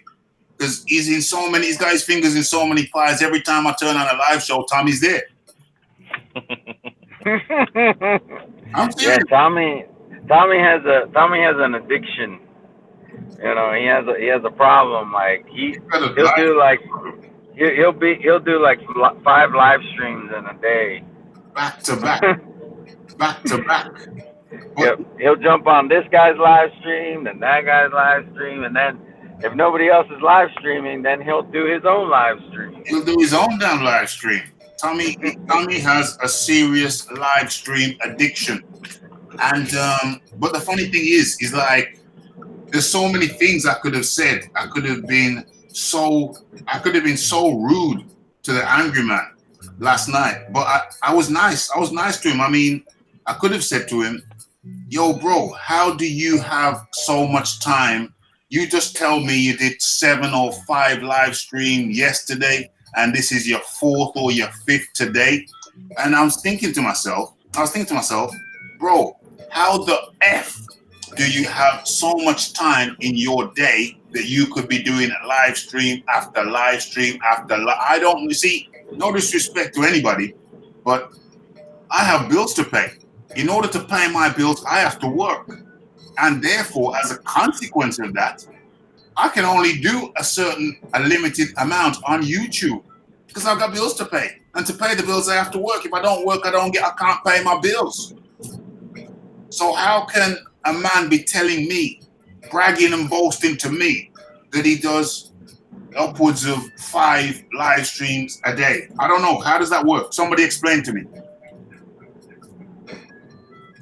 I mean, I don't know his situation, and I'm actually friends with the gentleman, so I'm not gonna badmouth him or anything. I honestly don't know his his lifestyle or what his situation is. You know, it could be a number of things. So I don't want to speculate on that. No, don't. But I mean, I'll say this just as a generalization, though. Yeah. If you do more live streams, it doesn't necessarily mean that you're better. Now in his case, he's very knowledgeable on boxing. Yeah. So I have to give him credit, and any live streams that he does, if I listen to it, I'm gonna learn something. Yeah. but the same thing with you. You don't. I could say the same for you. You also have a good, good boxing knowledge. It's different from what he knows. Yeah. But I do enjoy your content, and I learn things from you as well. It's just not the same type of thing. Yeah, 100%, 100%. So we're talking about horses for courses, basically. Horses for courses, If this wasn't good, you wouldn't be here, my friend. No, I wouldn't. Tommy Temper is actually the one who, like I didn't even know you did videos. I would see you in the Boxing Jedi's comment section from time to time. Yeah. And I think he was doing a live stream, and you were in there, and Yeah. Tommy said that you were a good channel, so I went ahead and I subscribed, and I've been you've seen me a lot. I do. Since I've subscribed. So I do. I do. Because there's lots of guys who come in here. You come in here, Ross Clark comes in here, Boxing Librarian comes in here. And I know for a fact that there are several other big channels who come in here and they don't say nothing. I'd like it if they said something, but they don't. And if it wasn't good, you guys wouldn't be here. That's right. If we weren't entertained, we wouldn't be here. And that's really what it's about when you think about what YouTube is. Yeah, 100%. If this wasn't good, John Dealey wouldn't be here. John Dealey has got some serious knowledge, and historian like our angry friend. And if this wasn't good, he wouldn't be here, Star. He wouldn't be here. What I present is an entertaining show with life and boxing. And we chop it up. We have a good time together. Yeah, we do. I agree. It's crazy though, isn't it? I mean, that bloody group that I created, I swear it's cursed. It's toxic. I've seen so many beasts in the last 2 weeks, especially the last week. It's insane. It's like there's something in the water. It's toxic. It's funny because Tommy, I think it was yesterday, he said, what was it you said? Something about your intentions. Like your intentions were good, but it's been nothing but like you said, the last couple of weeks has been nothing but war. Yeah. Yeah, it's a toxic environment. Are you still in there, regular militant? I am. I don't. I probably don't chat as much as some of the other people. I try to contribute whenever I can. Not to toxicity, just try to contribute in a positive way. You know me, I'm always joking around. I joke around so much to the point where Raphie thought he had to block me when he didn't know my personality. That's true. So you came to learn that. I do actually talk boxing. I just like to joke around a lot. Yeah, I found out that later, but initially I thought, oh my God, who's this that Tommy brought? Who the hell Tommy brought into my... Am I gonna have to hit the block button for the 1,000th time? Am I gonna have to hit the block button for the 1,000th time? I seriously thought that, and I thought, oh man, just relax, and then surely enough, it's a good thing I didn't, because you're a hell of a you're a funny guy. You're like me. You're just a funny guy. You're a good spirited guy. You're boxing, A, but you like to have a joke as well, B. Yep. So and thank you so much for being a merciful judge. Well, I liken myself to, sometimes you can't mess around. The example I use is Genghis Khan. The example I use is Genghis. Oh, there's some background. Mute yourself, RGM. Mute yourself, please, RGM. There's some serious background. Mute yourself, RGM. Yeah, I don't know. I've muted yourself as well. That sound stopped anyway. So yeah, I always use always think of the Genghis Khan situation. In medieval times, in the old times, the punishment in Genghis Khan's time for what do you call it? For fouling the well. You fouled the well in Genghis Khan's time, and the punishment for that was death. You know what I'm saying? The punishment for that is death. And you say, hold on a second, you fouled the well and you have to die for it? You fouled the well and you have to die? Seems extreme. Now, I'm not saying I'm not talking about killing anybody in a literal sense, but I mean, if you foul the source of freshness, fresh water, then that is such a serious crime that the punishment is extreme as well. You know what I'm saying? So I think of that scenario. Sometimes the punishment seems beyond the crime, but if you want to keep a situation clean, if you want to keep the well clean, if you want to keep anything clean, I think sometimes you have to be highly vigilant. And sometimes you just have to swing the sword in order to keep your environment clean. And I think, like with your situation, Tommy Temper, I think, you know, you've got a toxic, you created something and it's become highly toxic. You know what I'm saying? It's become highly toxic because you haven't swung the sword. And I'm not saying you should swing the sword, because every man has his own management methods. Me personally, I will swing the sword first and reconsider later. You know what I'm saying? There's people that I've blocked and then I've thought, okay, I thought about it. Maybe that was a bit harsh, so I'll unblock them. So if anything, and give them another chance. And sometimes I've had to block them again. So if anything, yeah, when I hit the block button, it's more like jail. It's more like jail. It's not the noose. It's not really the sword. It's just like jail.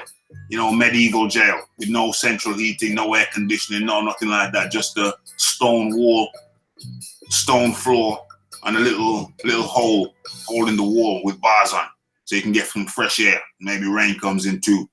But yeah, I didn't swing the sword on RGM, and that was fortunate. But even if I did swing the sword, it wouldn't have been really the sword. It would have just been jail. But anyway, we worked that one out, and that was good. So Gorman, RGM, you want to talk about Gorman v. Dubois? Well, I haven't seen either of them fight too often. Okay. like I mean, my prediction is that Dubois will win. Yeah. But I really can't get too articulate about it. That's no problem. In which case, I will give my assessment. Okay, so Gorman v. Dubois. So Gorman is the guy who is a cousin of Tyson Fury. And he obviously, or he does pride himself on his boxing skill more so than his knockout power. So he's more the boxer, whereas we compare and contrast that with Dubois, and Dubois is more the heavy puncher boxer. So he's the heavy puncher boxer. Gorman, the boxer first. Dubois, the boxer, yes, but he's got dynamite in those hands and he likes to use them. But he went 12 rounds against, who did he go 12 rounds against? I should have had box record. He's only gone once to 12 rounds. I think it might have been to 10 rounds actually, Raph. Oh, sorry. He went the full course. That was the full course, was it not? Yeah. But 10 round fight. Box rec. And do you remember the guy's name? I'm going to no, it's gone. Yeah, I think Johnson or something. Heavy W-I-N-T-S. Heavyweights, box rec heavyweights. So let me pull that up now and go to Dubois. Daniel Dubois. I'm not even sharing. How rude of me. Not even sharing. Share that. Application window, box rec. Boom. So I think Dubois was where? He was Joyce. Where the hell's Dubois? I'm going to have to do some scrolling now. Is he on the second page? Is he not on the first page? Bryant Jennings. Might be on the... Hold on. Nathan Gorman's there. Or if I pull up Nathan Gorman, then Dubois, I'll be able to get Daniel Dubois. There we are. So there's Dubois. You like that lateral thinking there? How can you not love that? Daniel Dubois, 21 years of age. Alias Dynamite. And the guy is 6'5". Did you know he was 6'5"? Tommy? I knew he was tall. I didn't actually know how tall he was. Are you surprised he's 6'5"? 6'5". I'm surprised. I thought he'd be about 6'3", average for a heavyweight. No, he's a big guy. He's 6'5", for goodness sake. 6'5" with a frame like that. He's a monster. Kevin Johnson. So I was right. Kevin Johnson, Leicester Arena. Leicester won on points. Everything else has been a KO or a TKO. Yeah. So Kevin Johnson. Kevin Johnson has fought a lot of the. There you go. There's his mugshot. He's fought a lot of the top guys. He's fought. I know he's fought Joshua, unless I'm mistaken. Where are we? Yeah, he did. He's fought Nathan Gorman. He lost on points. I didn't remember. I swear Kevin Johnson retired after the Joshua fight. He must have made a comeback. Yeah. He's I wonder how much he gets paid, because he's like a tester. He's like a tester for a lot of these guys. Now. Yeah. But he lost. He goes the whole way. He went the whole way against Gorman. He went the whole way against Dubois. Where Daniel Dubois there. Yeah, Daniel Dubois fought him in 2018. 06 June 2018. Gorman fought him 2019. March 2019. He fought Andy Ruiz? Andy Ruiz Jr. Listen, look at this. He lost to Andy Ruiz Jr. by a unanimous decision. Went the distance with him too. When was that fight? That fight was 2018-07. So what's that? July 2018. Andy Ruiz Jr. Was that the fight before the Joshua fight? No, Ruiz fought Dimitrenko before Joshua. He went 5 rounds. He finished on his stool. Red Glove, you can unmute yourself, my friend. He finished on his stool in the 5th round. So he fought Andy Ruiz. He fought Francesco Pianetta. We won't mention that. That's one of Fury's boys. Kubrat Pulev, for goodness sakes, lost on unanimous decision. Jeez. This guy's fought almost everybody. Anthony Joshua, he fought Pulev in 2017, January, February, March, April 2017. He fought Pulev, lost on a unanimous decision. He fought Anthony Joshua 2015, TKO, lost TKO. Manuel Cha, Derek Chisora, Christian Hammer. Crazy. Absolutely crazy. This guy has been in there. Hold on. Tyson Fury in 2012. How did that end? Lost unanimous decision. So it seems like he loses to everybody by unanimous decision, but Joshua took him out. Yeah, he did. In 2015. Joshua took him out.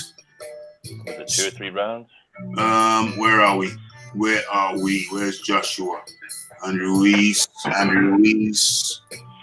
Anthony Joshua, O2 Arena, Greenwich, lost via TKO. Let's go to the event. Oh, it's going to play up.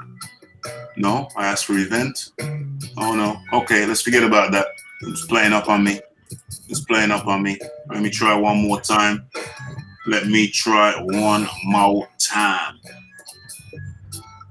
Oh, okay, maybe it's me. I'm pressing event when I should be pressing bout. Okay, yeah, it was my fault. So, where are we? Bloody hell. Joshua won by TKO in 2 rounds. TKO in 2 rounds. So maybe Joshua's not as bad as people think he is. Right. Maybe Joshua's not all that bad. Maybe Ref, he's not. What are you talking about? He has a loss. He's a bum. He should retire.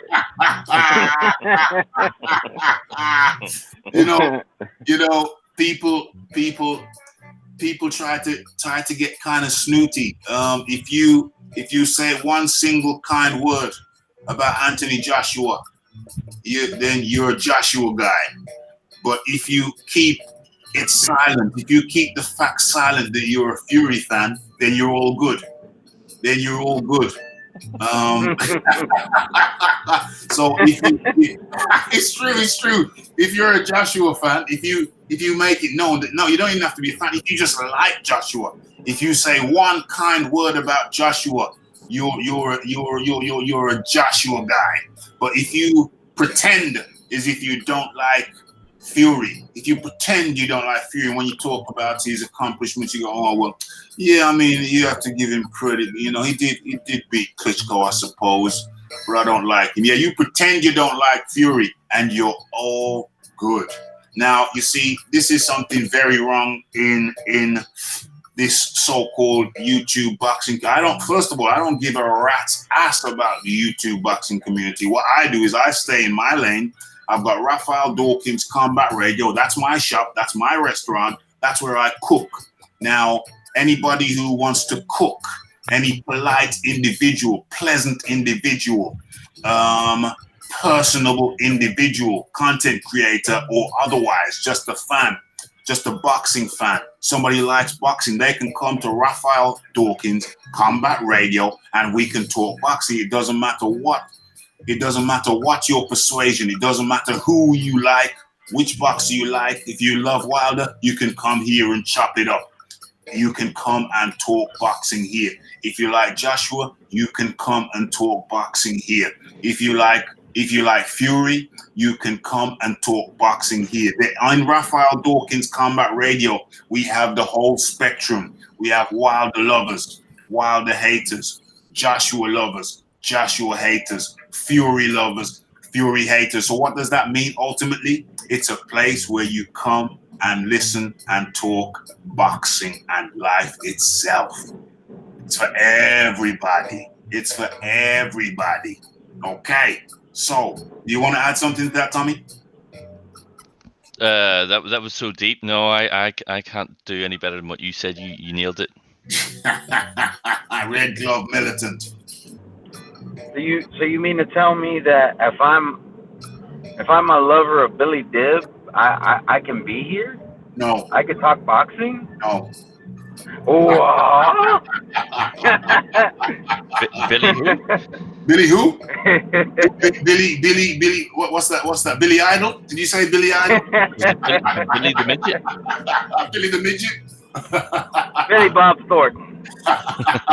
Billy Bob. Billy Bob. Billy Joe. Billy Bob Joe. Yeah, that is one thing that, and I can understand your sentiments with where you say you don't care about the YouTube boxing community. Yeah. Because I don't see why, if I'm a fan of AJ, yeah, and somebody else is a fan of Wilder, why we can't still get along. 100%. 100%. I wish I had a soundboard now. I could just throw two gunshots in the air. Carry on. Yeah, because, like, I mean, it happens, but it's so rare. Like, I have to give credit to Get This Smoke. Mm-hmm. When I've interacted with him, especially on a hangout, yeah, he's very respectable, and he even sent me a friend request. So that shows me hope that it can happen. Yeah. But you have way too many people who, as soon as they find out you're a fan of a fighter, yeah, they want to demonize you. 100%. And you don't really see that in a lot of other things. Like just imagine if, you know, whether you like Coke or Pepsi, whichever one you like, every time you met somebody who liked the other product and they want to act like you're, you know, a neo-Nazi, you know, it would be ridiculous. That's kind of what happens in the boxing community on YouTube. 100%. 100%. And it's absolutely pathetic. Can I just add something to that? Yeah. I think it's a problem of the modern day when we're all sort of, we're all talking, but we're all sort of separated at the same time. And that gives like a barrier to some people. And some people, in my opinion, they misuse that barrier. Because obviously, if you're standing face to face, a lot of these people wouldn't say half the stuff that they're saying. 100%. And nobody has. It's like no one's really established a proper etiquette of how to talk, how to discuss, how to debate. It's just a free for all of just school kid mentality, unruly school kids at that. You know, yeah. Straight, for real, real talk. Yeah. So my message to anybody with that philosophy. At Raphael Dawkins Combat Radio, you can be a fan of anybody and come on and talk. I've shown it. I proved it. Get This Smoke was born here. It was here that he came on, and here where he talks about, I'm not even going to go into removing comments because I think he was born here. You know, he had his point of view over in the LDBC, and he goes by organics over in the LDBC. He uses a different name when he's over here, and I let him breathe over here. I let him breathe. Not only did I let him breathe, I coached him into the proper etiquette when he came into the chat. And when he got to a certain level, I said, okay, now you're ready for a link. Now you're ready for a link. So Get This Smoke was coached over here. You know, I don't think he can deny that. And we talked, and I said, yo, you're going to have to calm that element down.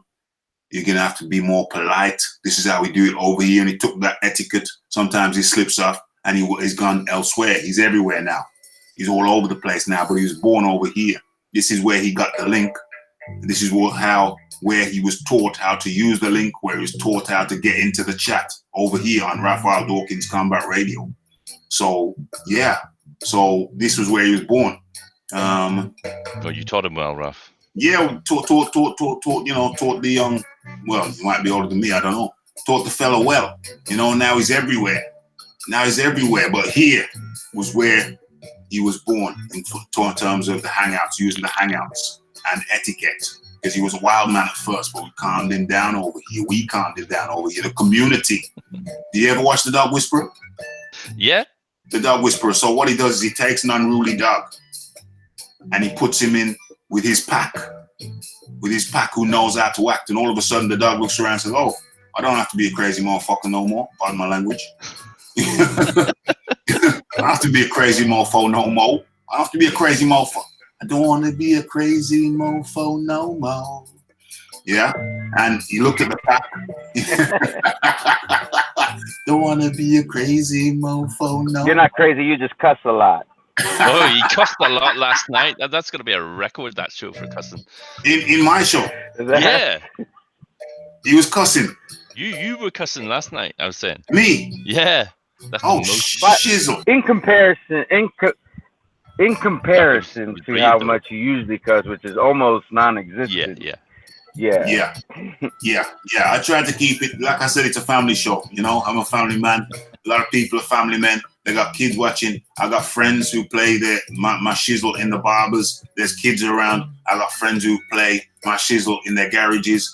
They got kids around occasionally. So I tried to keep it. It's like, I mean, it's not called radio for no reason. Radio is not in the title for no reason. It's Raphael Dawkins Combat Radio. So you should be able to play it anywhere. You can play the radio anywhere. You should be able to play my stuff anywhere.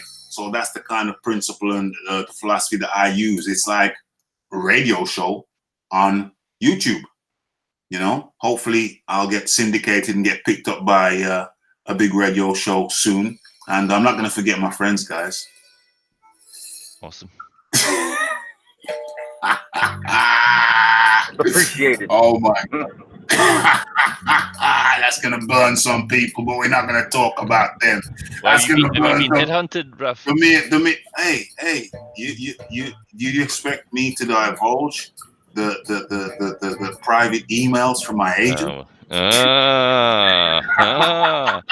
got an agent. Do you expect me? Do you think I do this thing alone? Do you think this is a one-man operation?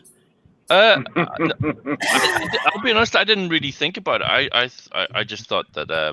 Do you think all this talented stuff comes from one man? To be honest, I've got more time than you, Raph, and I was actually thinking, how does he do this with a job? Because I'm thinking it's a lot of work, even just planning it all out. yo, this is a team. Yo, it takes a manager, an agent, booking agent, for the live shows, actually going out to different venues and doing the live shows. If it goes on TV, Tommy, it's a teamwork. It's teamwork makes the dream. Okay. So you got a bunch of investors as well? Oh gosh, don't even get into the investors. I thought it might have been kind of like a Timothy Bradley thing. How his wife does everything behind the scenes. I thought maybe there was a strong woman behind Raph. Hey. Oh, the strong woman that really knows the boxing, is that what you're saying? Behind every strong man is a strong woman. You know that. Yeah. Behind every strong man, there's a strong back woman.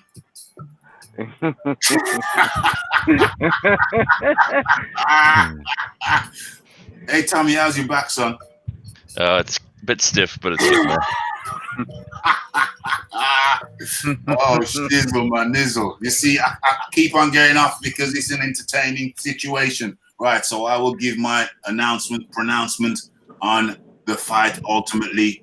I think it's a 49%, 51% fight in terms of closeness until it ends. I believe there's a 51% chance of it ending before the final bell in the final round. And if that is the case, then I see the winner as being Daniel Dynamite Dubois, the knockout specialist. Does that mean I'm writing off Gorman as a potential winner? Absolutely not. Absolutely not, Gorman. Whichever one wins this fight, I still see them progressing up into the heavyweight ranks. But, you got to give credit to Daniel Dubois for rocking the Carl Carney wear. We're going back. We're talking about the casuals again, the Carl Carney baggy jeans look, which everybody was rocking back in the Dizzy. I remember I was going out with the girl I was seeing at the time, and she said, your clothes are so baggy, it makes you look even bigger than you are. And I said, baby, the bigger, the better. Don't you know? Don't you know? So I was rocking the Carl Carney. Daniel Dubois, I think, knocks Nathan Gorman out, finishes Nathan by KO or TKO. And my prediction is that takes place somewhere between round 6 and round 9. That is my prediction. But can Gorman go the full way and win on points? Yes. I think if it goes the full way, then Gorman may win on points. That is my prediction for the Daniel Dubois versus Nathan Gorman. Oh, who's this? What's this? Stiff neck? Stiff neck? Tommy Temple, did you say you got a stiff neck? Yeah, a little bit, yeah. I think yeah. Did you see the end? Did you see the end of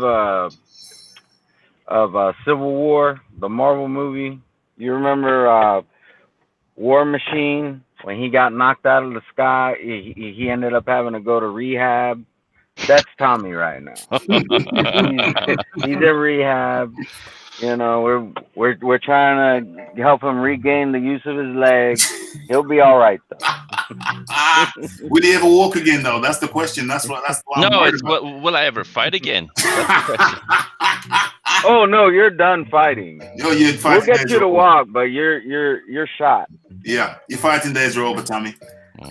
We'll get you out of your crutches. Yeah, I'll prove you all wrong.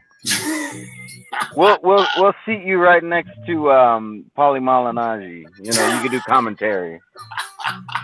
Yeah, man, come on. We're gonna kick you upstairs, Tommy. We're gonna kick you upstairs. You can be with Malignaggi. Oh no, that guy. Oh, he's all right for a little bit, but any more than 5 minutes, and he starts giving me a headache. It's too much. Yeah. Too much. Anybody sitting next to him is in the splash zone. That guy likes to spit. Oh, yeah, man. You need a splatter. He's in the splatter zone.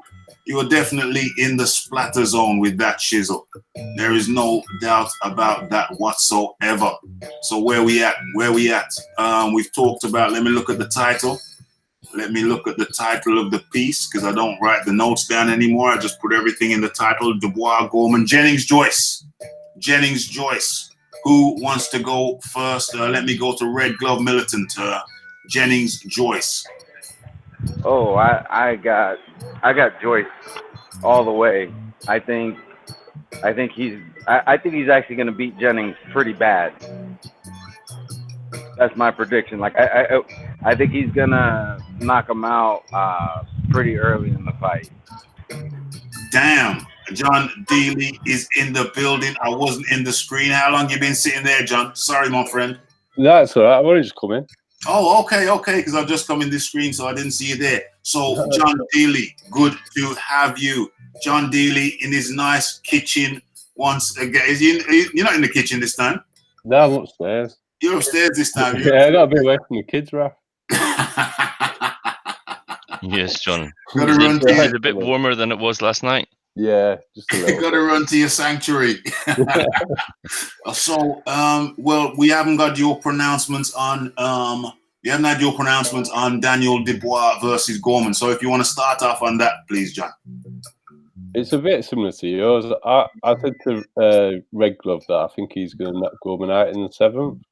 Mm-hmm. We'll see. Yeah. Carry on. What I like about Daniel is I think he's got good heart. Yeah. He might be a bit rash. Yeah. But in that latte fight, what he showed me was when someone comes to fight with him, he's going to fight. Yeah. So the only way Gorman can beat him is if he's got a better engine than him, because he's got better skills. Yes, he does. But he hasn't got any power. No. And I think they've both been 12, haven't they? Or 10? 10, yeah, 10. So, but I just think Dubois is going to hurt him and get him out of there, whether it's a TKO or a true knockout, we'll see. Yes, indeed. So your prediction is you put him right in the middle of my prediction. My prediction is between 6 and 9.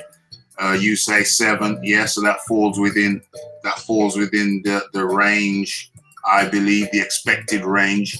7, absolutely. I think what you said. The thing with Daniel is I think he's a bit of a killer. He's got a killer. Well, he's got a killer instinct. That's what I saw in the latte fight. In the latte fight, that's when I actually became a fan of Dubois. I watched some of his fights with a friend of mine who is an ex-British champion. I'm not going to mention him. I'll get him on the show one of the days. Ex-British champion, and we didn't rate him. He looked slow earlier on. We thought, no, the guy's too slow. He looked ponderous. And then in one fight, I can't remember what it was. And then in the very next fight, we watched it at the same pub together. Well, it helps if you're in the same place. We watched it at a pub together. And in the next fight, we was watching. We weren't really talking because there was other people around. And then I looked at the screen and I looked at him and I said, he looks faster this time. Daniel Dubois looks faster this time. And he said, yeah, that's what I was thinking. And then that was a bit of a little bell went off there. I said, oh, okay. So maybe we watched a slow performance and this time he looks faster. And then, so I thought, maybe there's something there, but I still wasn't a fan. But in the latte fight, he put everything together. You could see his clear killer instinct. He looked faster. He just looked like a killer. He came out for, he was like a shark in the water. He came out for blood. He wanted blood and he would not be denied. On the negative side, he took a few shots, but I think he just didn't care. He just was like a shark in the water out for blood. And he put some nice shots, he put some nice combinations together. And in that fight, finally, that swung me into being a Dubois fan. That swung me, that fight right there. It got me on board. Yeah. I'm not sold he's going to be world champion or No. he's the next best thing, but I like him. Yes. I like him because he comes to fight, and like you said, he got his blood up. Yeah. Latte wanted to put it on him, and he wasn't going to give an inch, and he had a fight, and he won. So I like that. I like that as well. Yeah, not saying the guy's going to be world champ, although he may, but that's not what I'm saying. I'm saying that guy, he comes for blood. He's a killer. He is a killer. He has killer blood in his veins. And over to Tommy Temple. Daniel Dubois and Gorman. You've already spoken it, haven't you? But yeah, just top it off. Round it up. But the thing about that fight is Dubois is getting better, and I did actually originally pick him, but my feeling is if he doesn't get Gorman out of there by a 4 or 5, he's lost that fight, because Gorman's got a good engine on him, and he can keep the pressure on, and he's got some tidy work on the inside. Yeah, it does. And he is strong. And I think all those attributes, he could just wear him down, and he could possibly get him out of there. If not, it's going to be point victory to Gorman. So round 4 or 5, if Gorman's not out of there, Gorman's winning. Aha! We have dissension amongst the ranks. Mm-hmm. Where's the eject button? Where is the eject button? Okay, so yeah. That's cool. So yeah, that's nice and balanced. Back over to John. Have we talked about Jennings yet? I haven't said anything. Yeah. I think Jennings could win on point, but I can see Joyce just absolutely mowing him down. Joyce is not pretty. No. There must be some speed in there. The man can do a standing back somersault. But it's not in his hands. No. But I don't think that Jennings can do anything to him to keep him off him. Mm-hmm. It's just going to be ugly, and he's going to either beat him into submission or knock him out, I think. Yes. Where are we? I'm back in the heavyweight ranks, and I'm looking. What am I doing? How rude of me. How rude of me not to screen share. Application window, box rec share. So let me go over to box rec. If I recall correctly, Joyce, there we are, is 2 places behind Bryant Jennings. Bryant Jennings is in number 26. Joyce is in number 28. If we click on Joyce, there we have him. Does anybody know about that scar on his face across the bridge of his nose under his left eye? No. I haven't got a clue, but he played rugby and stuff, didn't he? Don't know, so. Yeah. It looks nasty because it's just under the eye. Could have took the eye out. Nasty. Whatever happened, looks like a car accident. I don't know. It looks, very close to the eye. Very dangerous. So yeah, there we have Jennings, Joyce, excuse me. But let's go over. So who's Joyce got on his resume? A young fighter. Where are we? How many bouts? I think 9 bouts, 28 rounds, 100% TK, 100% KO. Previously, Alexander Ustinov finished him in a few rounds. Bermain Stavern, I think he finished him in 6 rounds. Yeah, coming up, Leroy Thomas, KO. Yeah, so he's got power. Joyce has got power, and he lands. Also, like Daniel Dubois in his last fight against Ustinov, he's training under Adam Booth now, and I saw new things in him. Things that I liked. Once again, I wasn't a fan before, but that last fight there, he showed improvements, and I like it. I like what I see. So, who we're looking at? We're looking at Bryant Jennings. He's got Oscar Rivas on his record. Oscar Rivas, of course, we know Rivas finished him in the 12th round. He was ahead of the cards on the cards against him. Alexander Dimitrenko was his guy before he lost to Rivas. He won on TKO. Of course, that was the guy that Dimitrenko was the guy that Ruiz fought prior to his Joshua fight. He's got Joey DeWaco on his record. He won by unanimous decision. Notable names: Luis Ortiz in 2015, December 2015. He lost via TKO. Vladimir Klitschko in 2015, lost by UD. Tommy Temper, is that you? Yeah, I'm just curious. I mean, Vlad couldn't get rid of him, but Ortiz did. How long did it take Ortiz to get rid of him? That's 7, isn't it? The bout, where are we?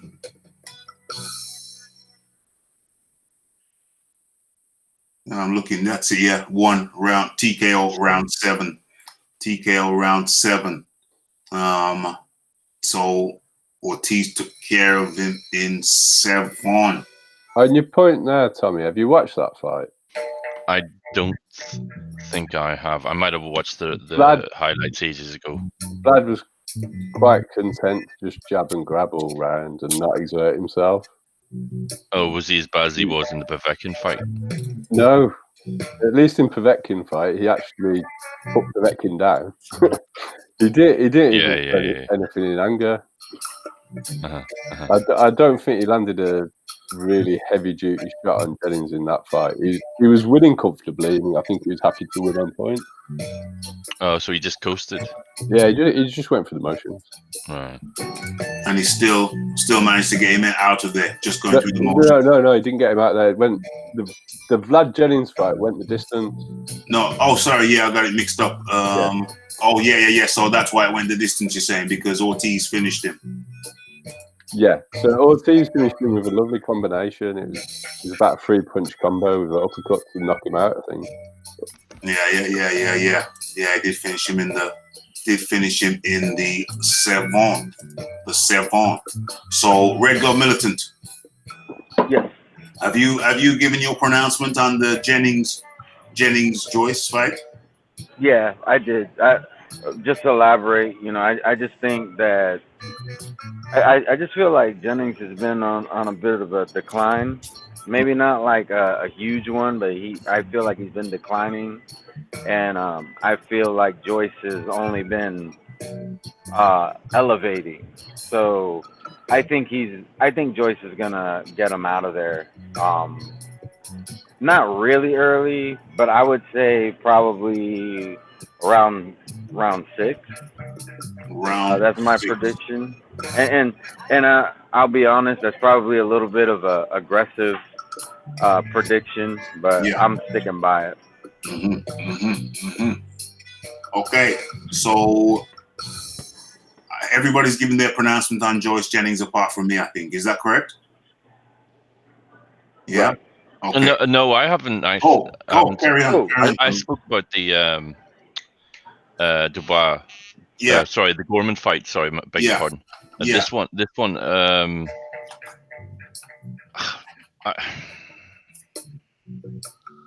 I'm gonna go similar to Red Glove, but I'm gonna say 7 or 8. I reckon Jennings finishes Joyce in 7 or 8. No.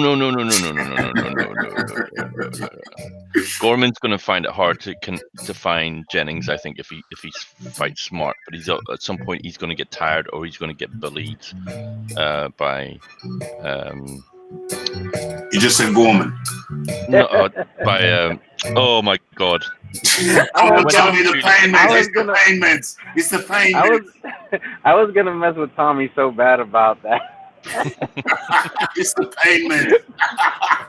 I was gonna say it's gonna be very hard for Gorman to win that fight, being that that's not who he's fighting. Tommy, you can't mix red wine with the pain meds. They told you that at the hospital. Sorry, I was just about to time out Red Glove.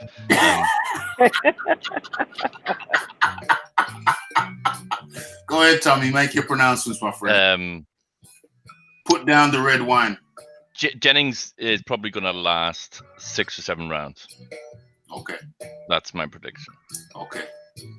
I say Joyce wins by capoeira wheel kick. You get DQ. Somebody's gonna make a soundbite of that. They go, listen to Raphie. He doesn't even know it's boxing. and Tommy, I just wanted to give you a little bit more information on that Ortiz fight with Jennings. You got to remember that was a prime 47-year-old Ortiz, so keep that in mind. Right, that makes a lot of sense. Okay. So my pronouncement on Joyce v. Jennings. Jennings, to me, is an undersized heavyweight. I think me and John talked about this last night after. We should have recorded that, John. Edited a few bits out, but that was we talked about 2 hours after the show. We should have kept the thing running. Undersized heavyweight in my opinion.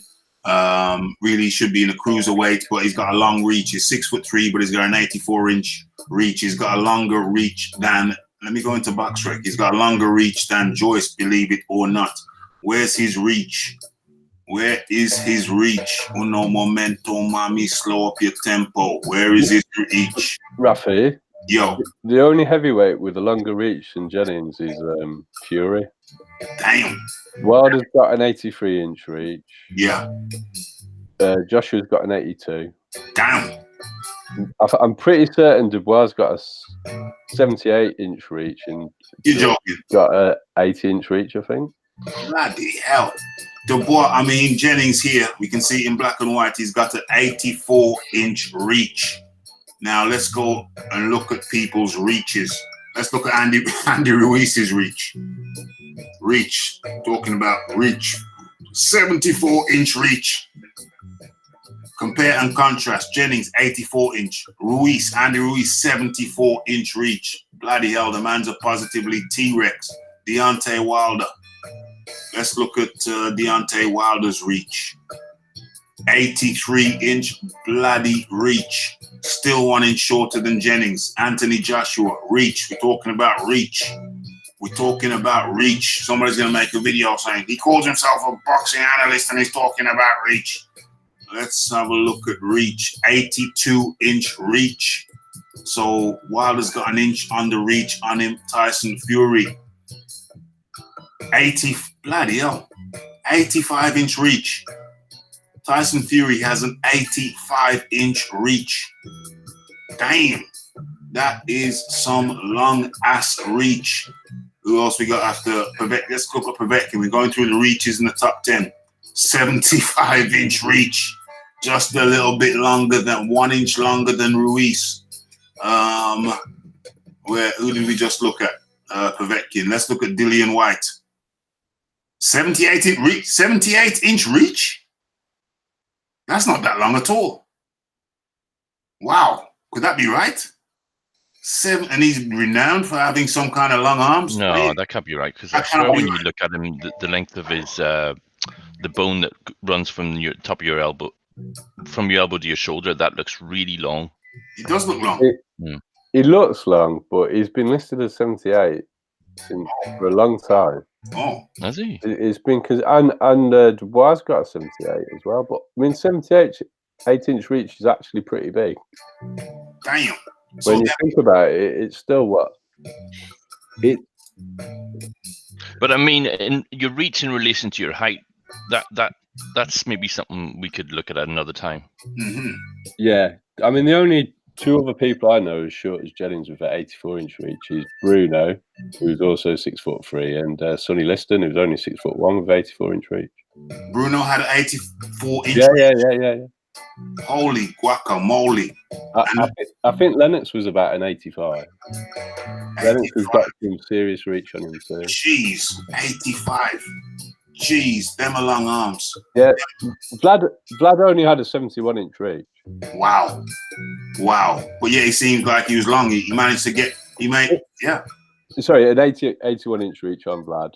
Anything over 80 is big at the end of the day. 78 is not a small reach. No, not at all. Luis Ortiz, 78-inch. 78-inch seems to be a good reach. Kubrat Pulev. Let's have a look at his reach. 79.5. That's a damn good reach. Anything over 78 is long. Kubrat Pulev. Let's finish up with Joseph Parker, and then we've done the top 10. Joseph Parker, 76-inch reach. 76-inch reach. What was Dylan White? 78. Let me go back to Dillian White. Yeah. Dillian White, 78-inch reach. So he's got 2 inches on. Who was the shortest one so far? Andy Ruiz. Andy Ruiz, 74-inch reach. But he's now the unified heavyweight champion of the world. Deontay Wilder was 83, if I'm not mistaken. 83, indeed. 83. So this is some kind of boxing quiz. Reaches. You know, we can do the reaches. Adam Kawanaki. Where's his reach? 76-inch reach. Who else do we want to look at? Dominic Breezel. Dominic Breezel, 81.5-inch reach. It ain't all about reach, people. It ain't. Wait, you're forgetting one. Who's that? Charles Martin. He walks this earth like a god. What is his reach? Man, our GM, we were doing people in the top 15. I'm just playing around. I know. Oscar Rivas, 76.5 reach. 76.5. Let me go back to Dillian White. 78. I'm very surprised about that, but like you said, John, anything above what 70, 75 is long, maybe. Filip Hrgovic, he's got to have an 84-inch reach. Where's his reach? It's not shown. No, okay. Secret reach is a double agent like you, Tommy. KGB, Derek Chisora, 74-inch reach. Wow. Charles Martin, why not? He's right there. He's laid his hair down. His hair's laying down. Reach, 80-inch reach. Okay, he's in that mid range. Huey Fury, 80-inch reach. Wow. Look at the guy, 6'6" with only an 80-inch reach. You'd have thought it would have been longer, but no, it's not. He didn't inherit the 86-inch reach, 85-inch reach of his cousin. Who else is notable? Fury, Thomas, Adek, Demek. Who else is notable? Carlos Takam. Let's look at him. Carlos Takam, 80-inch. Wow, for a short guy. Well, is he short? 6'3". Damn, that's not short. Yeah. Same height as Dylan White, or thereabouts. Same height as me. Damn, I thought you were a short guy. Some of these guys are very surprising. Very surprising. Brian Jennings, let's just recap. 84-inch reach down. That's like up there with the 84s, 83 is higher than 8. That's higher than Wilder, and just 1 inch less than 1 inch less than Wilder. No, it's 1 inch more than Wilder and 1 inch less than Fury. 80-inch reach, yeah. So it's not as long as I thought, but it's still long. That's on the long end. Joyce. Reach 80, yeah. So we know now that's the upper echelon reach. Joyce, Brian Jennings. Where did we have a look at the bar already? Okay, I'm tired of this reach business. Okay, so I think my pronouncement is Jennings over Joyce overpowers Jennings, and that's the O2 Arena, folks. If you're thinking about going, boom, there it is. Get your tickets last minute. Yeah, not Dubois. Where are we? Oh, it's all Dubois. Yeah, so Joyce here overpowers Jennings. Jennings has been in with a lot of the top contenders. He's been in with Klitschko, been in with Ortiz, and the like. Many more. Joyce only on 9 fights. I think this is his 10th, but it's got power in their hands. Their hands. He's gonna put them hands in this area on Jennings. I think he's gonna overpower him. I think it's gonna be, he's just gonna overpower the guy. I like the blocking techniques that I saw from Joyce last time out. I like the way he was blocking shots. His foot movement has improved. I really like him working under the tutelage of Adam Booth. So, boom, they come out of that under the tutelage of Adam Booth. I see great things out of Joyce. I see great things. I've seen nice improvements. I'm looking forward to the card. We have covered the main 2 fights on the card. We are coming to the end of the show, but hey, let's go back into the chat for a little bit. So Scott, get this smoke. Are you black or white, brother? And it don't matter,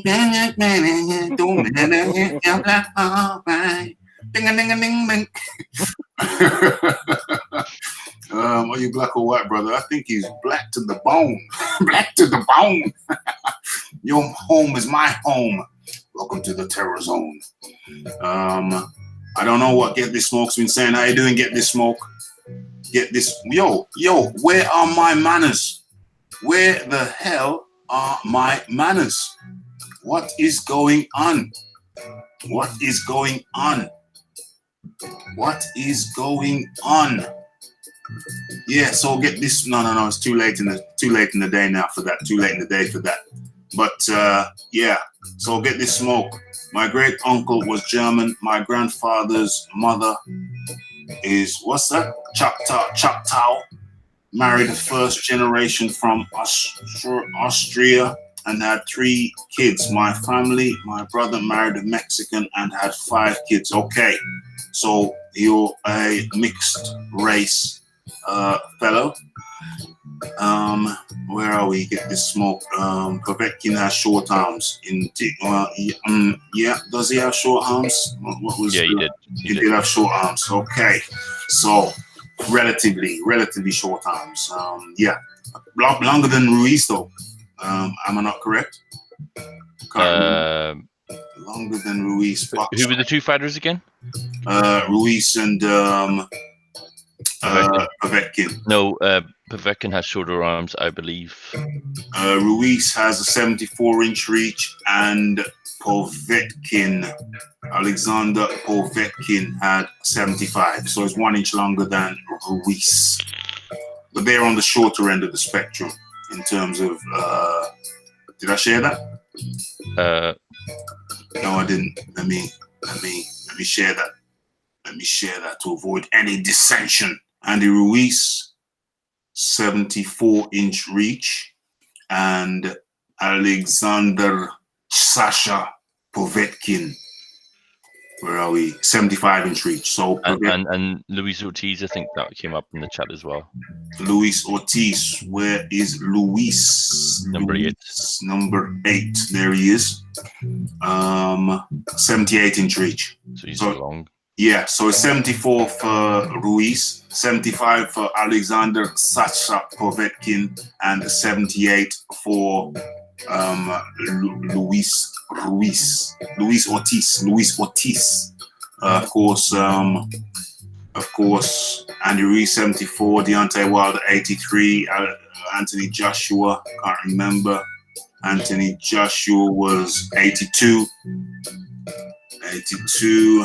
Tyson Fury was 85. Alexander Povetkin 75. Dillian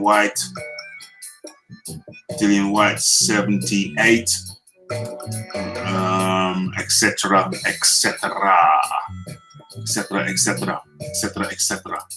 So where are we? Stop sharing. Let's go back into the chat to round up.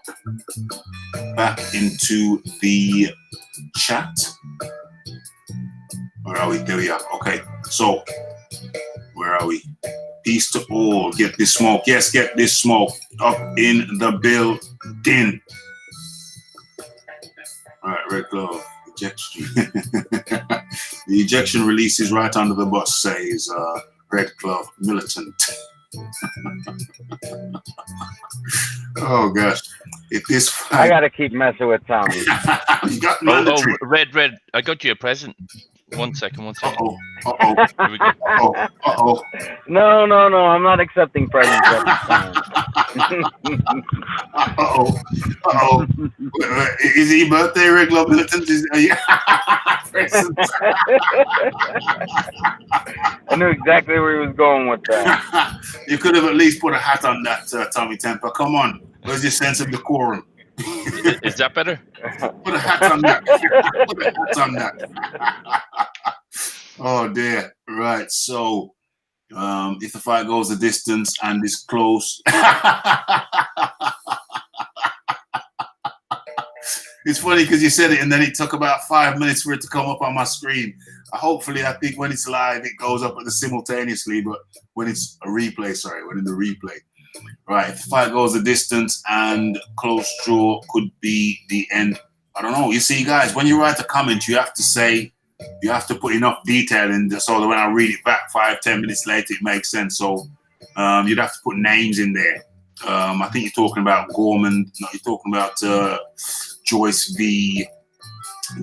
Jennings, I think, though, because that was the last people we talked about. Family Angry Dwarf. Dubois is getting better, but still not as technically. Yo, John D, are you drinking ginger beer? That's what you always see me drinking, yeah. You love your ginger beer.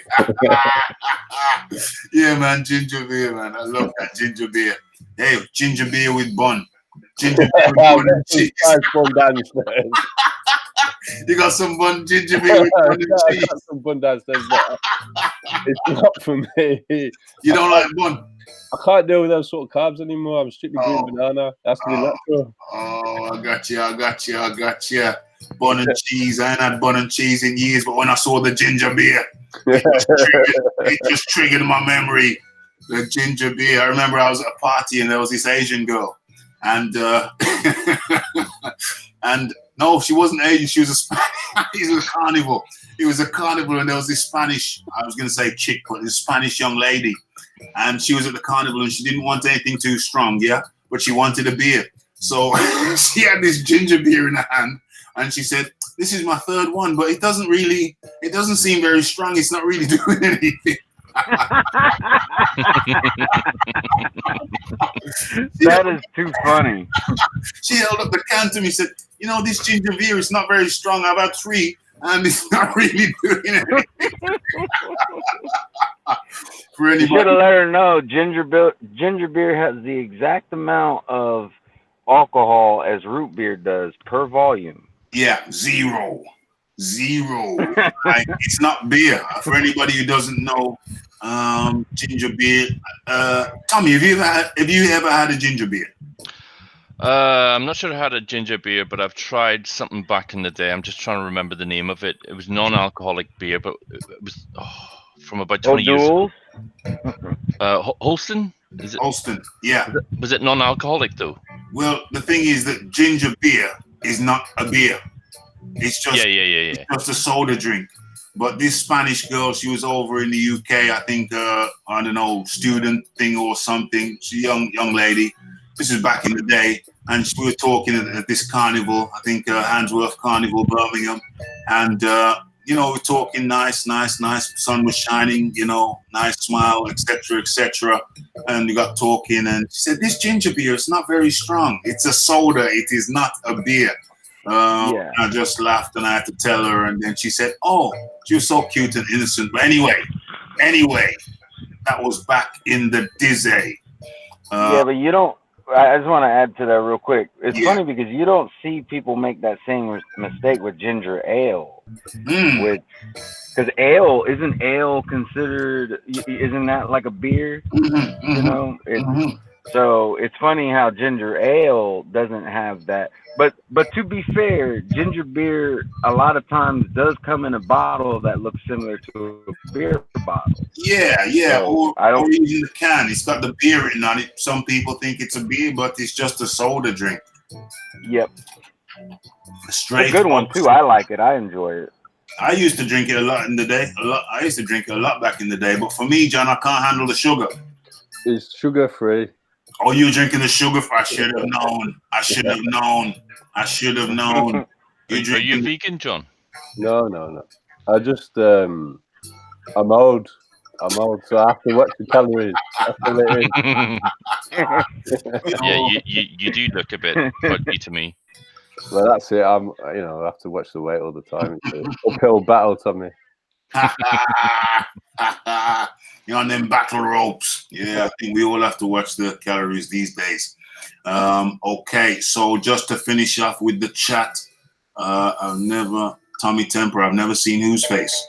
He said, I've never seen his face.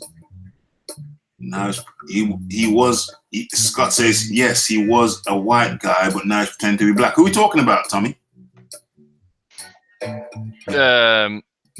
Smokey.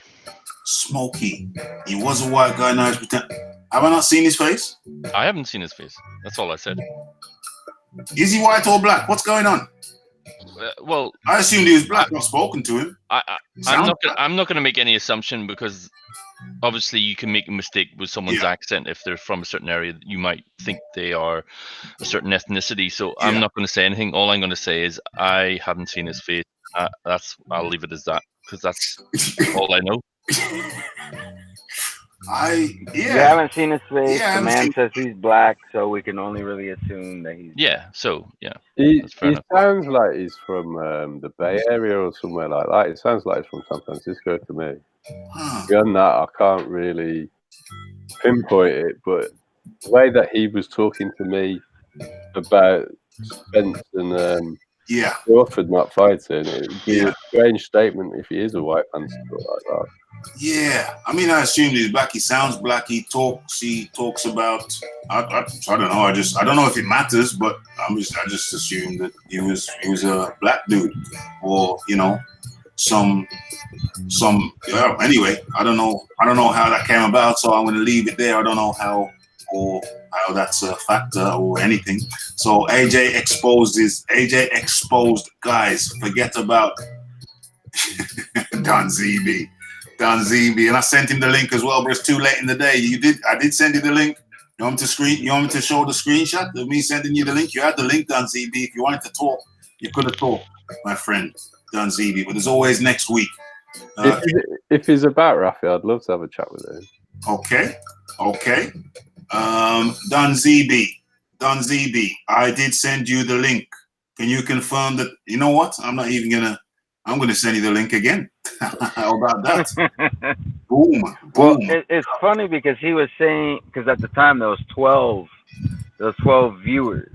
Right. And he said, oh, it's the last 12 AJ fans in here.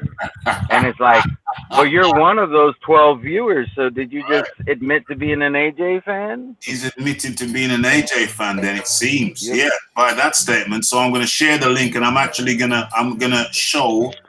going to show me sending the link. How about that? So I'm sharing the screen.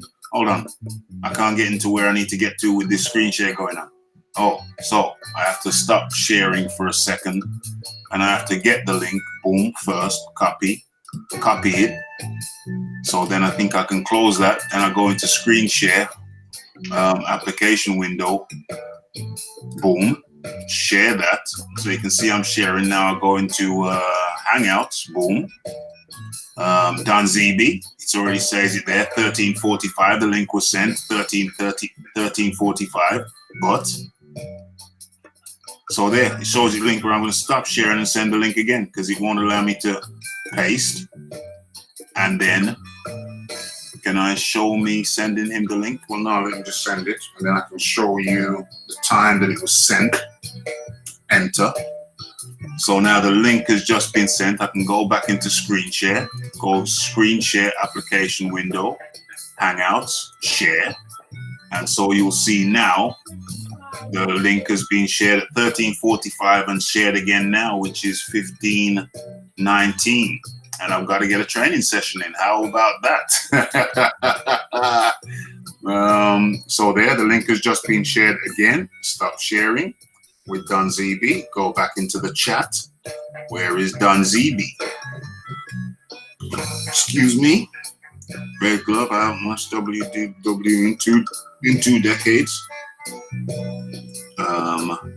Yeah, so Don ZB has been sent the link twice, once at 13:45, I think it said, and just now. Checking back, and the only people here are John, Red Glove Militant, Tommy Temper, and my good self. My good self, who apparently we don't know. I don't know nothing about boxing, but yeah, I'm here. Isn't that amazing? Isn't that amazing? The Angry Man. Words from the Angry Man. Okay, so Don ZB received the link. I don't think it's coming in. Tommy, get this smoke. Tommy, what's get this smoke saying to you? What's get this smoke saying to you, Tommy? Tommy Gunn. Oh, sorry, I didn't realize I was muted on my mic. Yeah. He said something about his background, and he said he was born into such and such a nation, and I just asked what he meant by nation. That's all. Okay. Oh, I get it now. Oh, I get the reference. Okay. Okay. Tommy, yeah, I haven't watched WWE. Okay, guys, I think we've been here for 2.5 hours. Is that 2.5 hours? It's almost 3. It's just shy of 3 hours. It's 2 hours and like 45 minutes. It's a long lunch. It's a long lunch. And I've got a couple of things to run around and do. I have the weekend off from work, but I still like to get a little work in on a Saturday and a Sunday. It's a bigger workout. It's a killer. I work with one of my colleagues. I do his workout. It's all calisthenics, and it is. I don't like him at the end of it. I don't like him at the end of it. I'll give him some dirty looks when I hate burpees. Dropping down, do the press up, jump up, jump in the air, do a star jump. I hate them, and we do rounds of them, Tabata training, and you do feel battered. You know, it's too bad that Ratspot's not on this right now, because he actually does calisthenic workouts. Yeah, he does. I've seen Tommy Temper. He's a monster. Tommy Temper posted one of his things up, and he does do that calisthenics. You know, that Tabata workout, mate, full body. Oh, it is murderous. Yeah, but I just want to know, is Ross Clot on the clean boxing program? Is he VADA tested? Is he VADA tested? That is the question. Okay, so Don ZB has gone MIA. Don ZB, come back in. We're here on Monday, but you're not here on Mondays, are you, John? It's a tricky one for me. I can't do a late one. I like to get in the gym for 6:30. Yeah. I notice you're mainly a Friday guy, because you come in and then you dip out early because you got an early start. Yeah, makes sense. Yeah. Makes sense. So Don ZB, Fridays are the best day if you want to chop it up with John. If you want to chop it up with me beforehand, you can do that on a Monday, my friend. You know, you're always welcome in here. We love to hear you representing your LDBC brotherhood. You know, we're a mixed bunch in here. We're a mixed bunch. Get this smoke, you know. I think I sent you. Did I send you the link? Get this smoke. I'm not going to send it now, but I'm pretty sure. Let me go into Hangouts. And see whether I sent Get This Smoke a link. Did I? Red Glove Militant. Where's Get This Smoke? Organics. Well, you're the organics guy. You are the organics guy. Did I send Get This Smoke a link? Oh. Organic Health. Oh, my bad. Get This Smoke. But you weren't here. Yeah, you weren't here early on. Don ZB was here. That's why I sent him a link. But anyway, it's the roundup now. It's the wrapping up now. Starting from left to right, I have Tommy Temper. Final words, Tommy Temper. Looking forward to the card tonight? Yeah, it's going to be a great night of boxing, and I can't wait to chop it up once everybody's fought. Word is born. Red Glove Militant. Yes. Final words, my friend. Definitely looking forward to, watching these fights tonight. Certainly hope that Tommy feels better. Get well soon, buddy. Oh yeah. Stay on that CBD pen, Tommy. Always a pleasure. Also speaking with John Dealey. For real. And thank you so much for having me, Raph. Always a pleasure having you on. We had a guy on yesterday saying all of these guys I have on, like he didn't know that all of these guys I have on at Raphael Dawkins Combat Radio. This is your #1 stop destination for boxing entertainment and life itself. Life itself. It's life, Jim, but not as we know it. Over to you. Over to you, John Dealey. Your final words. I'm really pleased that Gorman and Dubois are fighting early on. I think I'm sick of all this nonsense about protecting Neo. Yeah. Look at Dillian and how well he's doing after getting beat by AJ. He's made his name off being beat by AJ and giving AJ a good fight. 100%. It's good for boxing. 100%. And so it's over to my good self. My final words are, yeah, man, last night was great. I got some private messages I need to check out. Haven't seen them yet. Tommy Temper is healing up. He's with the CBD pen after being thrown under the bus last night. But he's in good spirits. You can't see the back cast. You can't see the back cast for his broken back.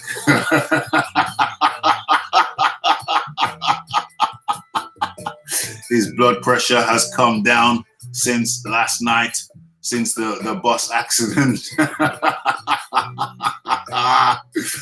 To me, it was just a hilarious night. Apparently, I don't talk boxing. Man broke down my stats, said you've got 345 videos and you've only talked about 40 fighters. Well, you know what? I don't know, man. I don't look at it like that. I just talk about the topics that interest me and my people at the time. And I ain't really counting like that. If a man's got all the time in the world to sit down and count man's videos and do stats, come up with some little stats with his little pen and pencil, his broken pencil. Yeah, that's all good in the hood, bro. That is all good in the hood. Man said he's gonna finish my channel. Really? You are having a laugh, mate. You are having a laugh. Okay, so that's that. Thanks for the laughs last night. And as for today, looking forward to a great night of boxing. What more could we ask for? Jennings versus Joyce. The veteran up against the new guy. I'm predicting a knockout for Joyce. Mid-rounds, 6 to 9. Dubois versus I'm getting some private messages here. Dubois versus Gorman. What am I expecting from that? Same again. Well, it could go two ways. If it goes long, it's Gorman. If it goes short, I predict it's a 6th round to 9th round KO by Daniel Dubois if it finishes early. But if not and it goes a distance, I am picking Gorman. Which side of the fence am I going to fall on? I'll go a stoppage in between the 6th and the 9th round again by Daniel Dubois. But anyway it goes, this is great for boxing. This is great for boxing. This is great. Okay, thank you, Tommy Temper, the whole monitor double agent extraordinaire. Thank you, Red Glove Militant over there in America. I think he's in Florida. Correct me if I'm wrong. And thank you, John Dealey, the local lad, just a few miles up the road from my good self. Much appreciated to each and every one of you on the panel and out to the chat. We got Scott 70. Big ups to you, my friend, over there in Thailand, smoking that good Thai green. We got the Red Glove Militant. We got Get This Smoke. Big up to you over there in the Bay, in Oakland man. Oakland Raiders guy. Who else we got? We're scrolling up. We're scrolling up. We said Tommy Temper, double agent, multiple roles, hall monitor extraordinaire, broken back, spinal. We got feminine angry dwarf. You know, I'm thinking of bringing the Sunday show, the Saturday show back for guys like feminine angry dwarf, loyal guy, Scott 70 over there smoking that good Thailand stuff. When I'm next in Thailand, you know, I must come over and visit you, chop it up. Who else we got? We got organics. Oh, we got organics. It's a company. So get this smoke is switching up his name on us. He's switching up his name. Might be another double agent. I don't know. Switching up on us, man. He's unorthodox. Switch hitter. Oh my gosh. Tommy there puffing that CBD oil in his joints. Gotta get that back right. Okay, yeah. So Don ZB went AWOL. Strategic AWOL. Absent without leave. We got John Dealey, of course, on the panel. We got D Bro. D Bro. We got the Watcher. Did I send you a link? I'm pretty sure I sent the Watcher a link. He's down there in Aussie land. He's an Australian. Throw another shrimp on the barbie. Yes. Who else we got? Yeah.